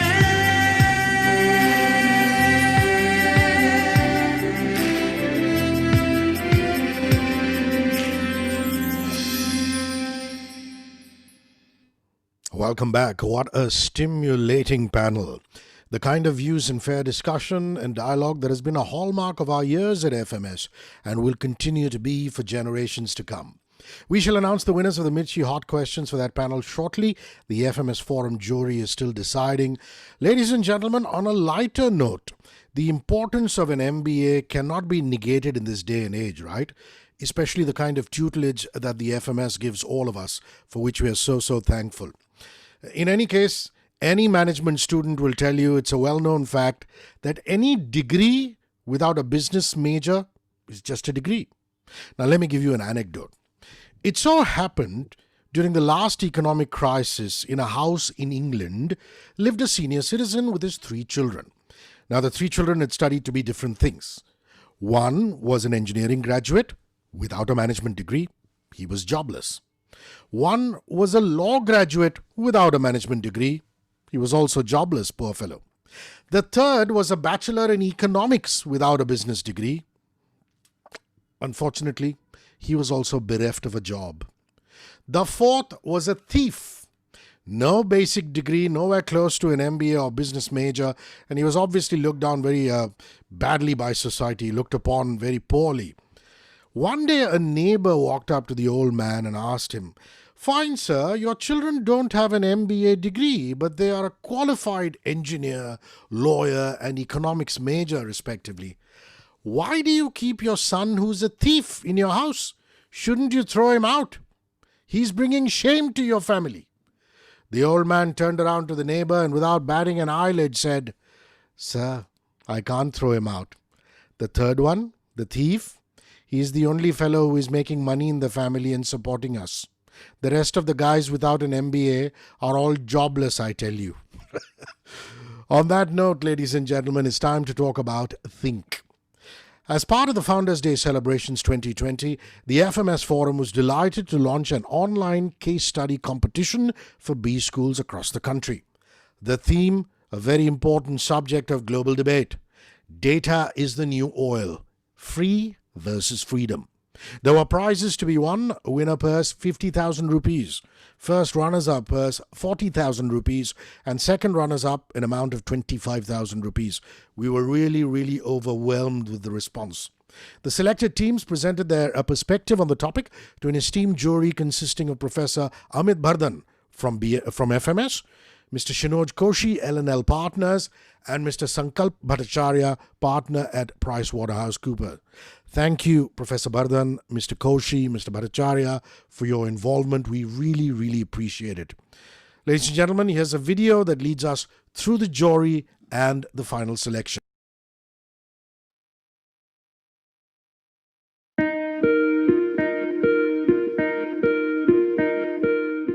Good evening, everyone. Thank you for joining this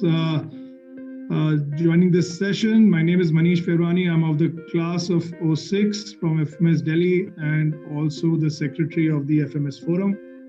Today we are here to do the final presentations of the Inter-BSchool online competition THINC, which is a part of our FMS Founders Day. It is a very proud moment for us that we're going to have a lot of great business schools.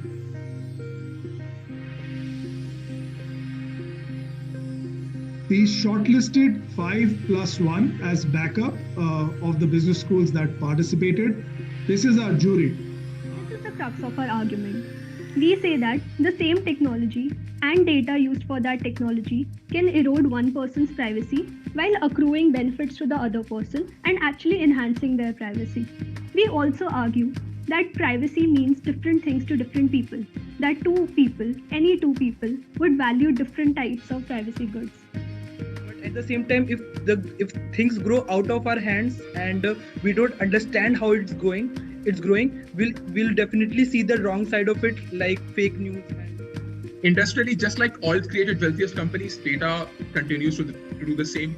So in 1955, the major oil companies were Exxon, Gulf, Mobil, Amoco, Texaco, Shell, Chevron. They were all in Fortune 500. Today, in Fortune 500, we have major tech companies like Amazon, Apple, AT&T, Alphabet, Microsoft, Dell, Facebook. And just like oil created the wealthiest individuals, data continues to do the same. So in 1950s, the richest people who had more than $100 million of net worth were John Paul Getty, Elizabeth and Bruce, H.L. Hunt, Richard King Mellon, John D. Rockefeller. All were oil barons. Similarly, today, people with net worth more than $50 billion are mostly tech barons. They are, for example, Jeff Bezos, Elon Musk, Bill Gates, Mark Zuckerberg, Larry Ellison. 6 out of 10 people on Earth are subject to data collection every day. Human beings are a source of the biggest data generation, with organizations are mining. That was very relevant, it was great fun preparing for it. We sort of picked the other side of the argument, which was slightly more difficult to prove, but the jurors challenged us with great questions on that. Okay. So the entire Q&A was very insightful. It gave a lot of thought. We wanted to actually participate or not, and there was a general consensus that yes, we have to put in the work and we have to actually make a presentable presentation, and I think that's what we did, and we got into the top 5. As soon as our exam ended, we started researching, we started creating the presentation, and well, we did put up a lot of hours, but we are very happy that it panned out well. I think this was a great topic. It's very current and very relevant in today's time, and given the proliferation of a lot of online platforms and data and the discussion between citizens, regulators and corporations, it's a timely debate to have, and I think the quality of the presentations was quite good. They reflected all of these 3 different pillars. Is overregulation going to actually destroy the opportunity that India presents in the form of a regulatory arbitrage, right? We don't have heavy regulation on this, and this has been used very well by a lot of our entrepreneurs, a lot of our internet-based businesses. But will overregulation kill that opportunity? I think these are very important things to be considered, and I think this is a brilliant start, a good initiative. Some of these presentations have raised very interesting points. I would really encourage all these participants to continue to work on this, and some of them can actually write some decent papers on this, which will continue to keep this debate current and ongoing. All the best to all participants and all the best to FMS Forum. Keep doing this good work, and we at FMS are really appreciative of your efforts and look forward to many such opportunities in future. Thank you so much. Some important glimpses of the THINC competition for 2020 there. Allow me to formally announce the THINC competition winners here on the occasion of our FMS Founders Day 2020. And I shall ask them to say a few words right after I announce their victory. The second runners-up, ladies and gentlemen, who wins a prize of 25,000 rupees, it's Ajay Parthasarthi from IIM Bangalore. Well done, Ajay. Can we have a few words from you, please? Yeah. I'm so thankful for this opportunity. We had a lot of fun actually preparing for this entire event. It took us a lot of time to actually pick a stance. It was a lot of fun, and then the thing is, doing this entire thing online was a different experience, but we had fun, and I'm so thankful for FMS for giving us the opportunity to participate in this case competition, and look forward to doing so in future years. Thank you so much. Well done, Ajay.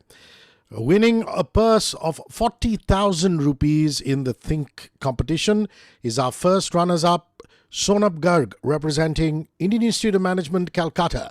Congratulations, Sonap. Can we get a reaction for you on this excellent showing, please? Thank you so much, Rithikesh. It was a good experience. We learned a lot in the process. The topic itself was very interesting, and we thank FMS Forum conducting such case competition. I enjoyed very much. Thank you so much. Excellent stuff. And finally, the very talented winner of our FMS THINC competition on this our Founders Day. A prize worth 50,000 rupees. Well done and many congratulations, Shubham Singh Tomar from IIFT Delhi. Shubham, I'm sure you have something to say on the occasion of your victory. Yeah, I would like to thank the FMS Forum for giving us this opportunity. And I would like to thank my team members for being such a strong part of my team so that we would able to, arrive at this platform. And first of all, I would like to say the topic was very quite invigorating. It led us to think of various facets of this scenario, and we did a lot of research so that we actually learned a lot about the problem statement. So yeah, thank you for everything. Yeah, he's absolutely correct. I love the theme to the THINC case competition. Data is the new oil, free versus freedom. Just a heads up, we have the winner of the final set of Mirchi Hot Questions for the power panel we had, which is moderated by Parikshit Luthra. Many congratulations, Nikita Gupta. Many congratulations, Sushant Agarwal. And big kudos to Pranita. Sushant, Nikita, Pranita, for your astute observations and questions that you posed to the panel. You win 10,000 rupees each from Mirchi for Mirchi Hot Questions, so 30,000 going out in that round, and like I said, 90,000 rupees going out through the day. Ladies and gentlemen, all good things must come to an end, and come to a spectacular end, like our FMS Founders Day celebrations of 2020. It's time for the vote of thanks, and to deliver the vote of thanks, you must allow me to reintroduce an eminent personality. We've been told that about 500 or 600 people have logged in later. So for those of you who are logged in or tuned in later, it's important that you know. The president of the FMS Forum, if I could describe him in one word, it would be mentor. AP Parigi or Pritham Parigi has mentored so many people in this audience. 4.5 decades of being a stellar business leader. He co-founded ENIL Radio Mirchi and Times Out of Home. Was CEO of BPL Mobile Communications. He also did time as a member of the Business Advisory Council at the Sade Business School, Oxford. A former board member of Benetton Coleman, senior advisor to Yashraj Films. But I do know that the time he spent at the FMS graduating with an MBA means an awful lot to him. Ladies and gentlemen, please welcome Mr. AP Parigi with the vote of thanks. Thank you, Rishi. And I would like to start by thanking the young team of women entrepreneurs, Nidhi Taparia, Resham, Latija, and the team for having done a great job. And it's been a wonderful evening. I have had the opportunity to look at all the questions coming in. I find that the engagement level has been very high. Participation has been good. Like many of you, having attended many video webinars, the ensemble of people we have put together this time, I should thank the members of the Executive Council for having persuaded possibly very distinguished global thought leaders to share their ideas with us. I wish to start by thanking our invitees, my guests from overseas, Professor Ranjay Gulati, an outstanding speaker, a great insight into what it does to have a strong leader in turbulent times. And we had Dr. Arvind Subramanian. I've attended many of his public discourses. Outstanding. He packed in so much in so little time. And in fact, ran the last mile to answer a personal question that was raised by an audience. It was, thank you, Dr. Subramanian. Mr.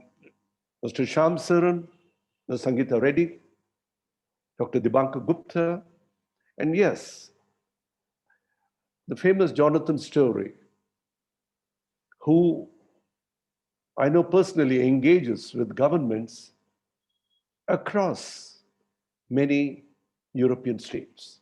He engages with global corporations. He engages with the universities. Thank you, Jonathan, for having really invested time. And we live on different time zones. So Dr. Subramanian, Ranjay, Gulati, and Jonathan, thank you. Dipankar Gupta, I'm not surprised. I've watched you over the years. You've done a great job. And I like the kind of insight into the response to the possibility the audience asked you about inequality. Does it get exacerbated or does the digital world level it? A great insight. Thank you very much. Mr. Shyam Saran, in a way, it may go unnoticed that he was somewhere telling us that India may be ahead of the world in terms of influencing ideas and use its soft power to fight its battles at the border and also be part of the global community in terms of solidarity. Rajkamal, thank you for stepping in. I heard part of what you said. It's been great. Thank you very much for stepping in and doing something that I had not planned to do in terms of your connect with the audience and the invitees. Thank you very much. Professor Neelamegham, my God, what a speech. What an address, sir. Fantastic. Thank you, sir. I remember you in the early 70s. I myself in my mid-early 70s. And I think you've done a great job, not only for FMS, Professor Neelamegham, but for management education in general. Parikshit, Luthra, the young and dynamic CNBC associate editor, was so balanced, was so engaging, and was so specific in getting each of these gifted thought leaders to engage with our audiences. So thank you, Parikshit. We'd like to see more of you and your colleagues from CNBC. As a former media senior manager, I salute you. Done a great job. So thank you very much. I once again thank Nidhi Taparia, Resham Batija, Karan, Reva, and rest of the team for having managed in turbulent times, turbulent connectivity problems with great cheer and great efficiency. Have a great evening. Thank you, audience, for investing your time, that too, on our weekend. Thank you very much. Good night. The very eloquent, well-spoken Mr. A.P. Parigi never fails to inspire us. Ladies and gentlemen, this evening could not have come to fruition had not our sponsors and supporters chipped in so wholeheartedly. Our platinum sponsor, Star Health Insurance. The company offers a wide range of health insurance products at affordable prices to make health insurance every human being's right. Our gold sponsor, HDFC Ergo General Insurance. Right from offering comprehensive car insurance to a wide range of health insurance plans, HDFC Ergo always takes a customer-first approach. Music and entertainment partner Mirchi. Get set for hotter radio, video and live entertainment with Radio Mirchi, Mirchi Digital and Mirchi Live. Har entertainment mein Mirchi. Thank you, all the members of the FMS Forum, current students and alumni of FMS, faculty members and community members of FMS, from me, Rishi K, and the FMS Founders Day Celebrations 2020. It's a heartfelt bye-bye with the promise of meeting you very, very soon. I hope you enjoyed the program as much as we did bringing it to you. Good night. Shubh Ratri.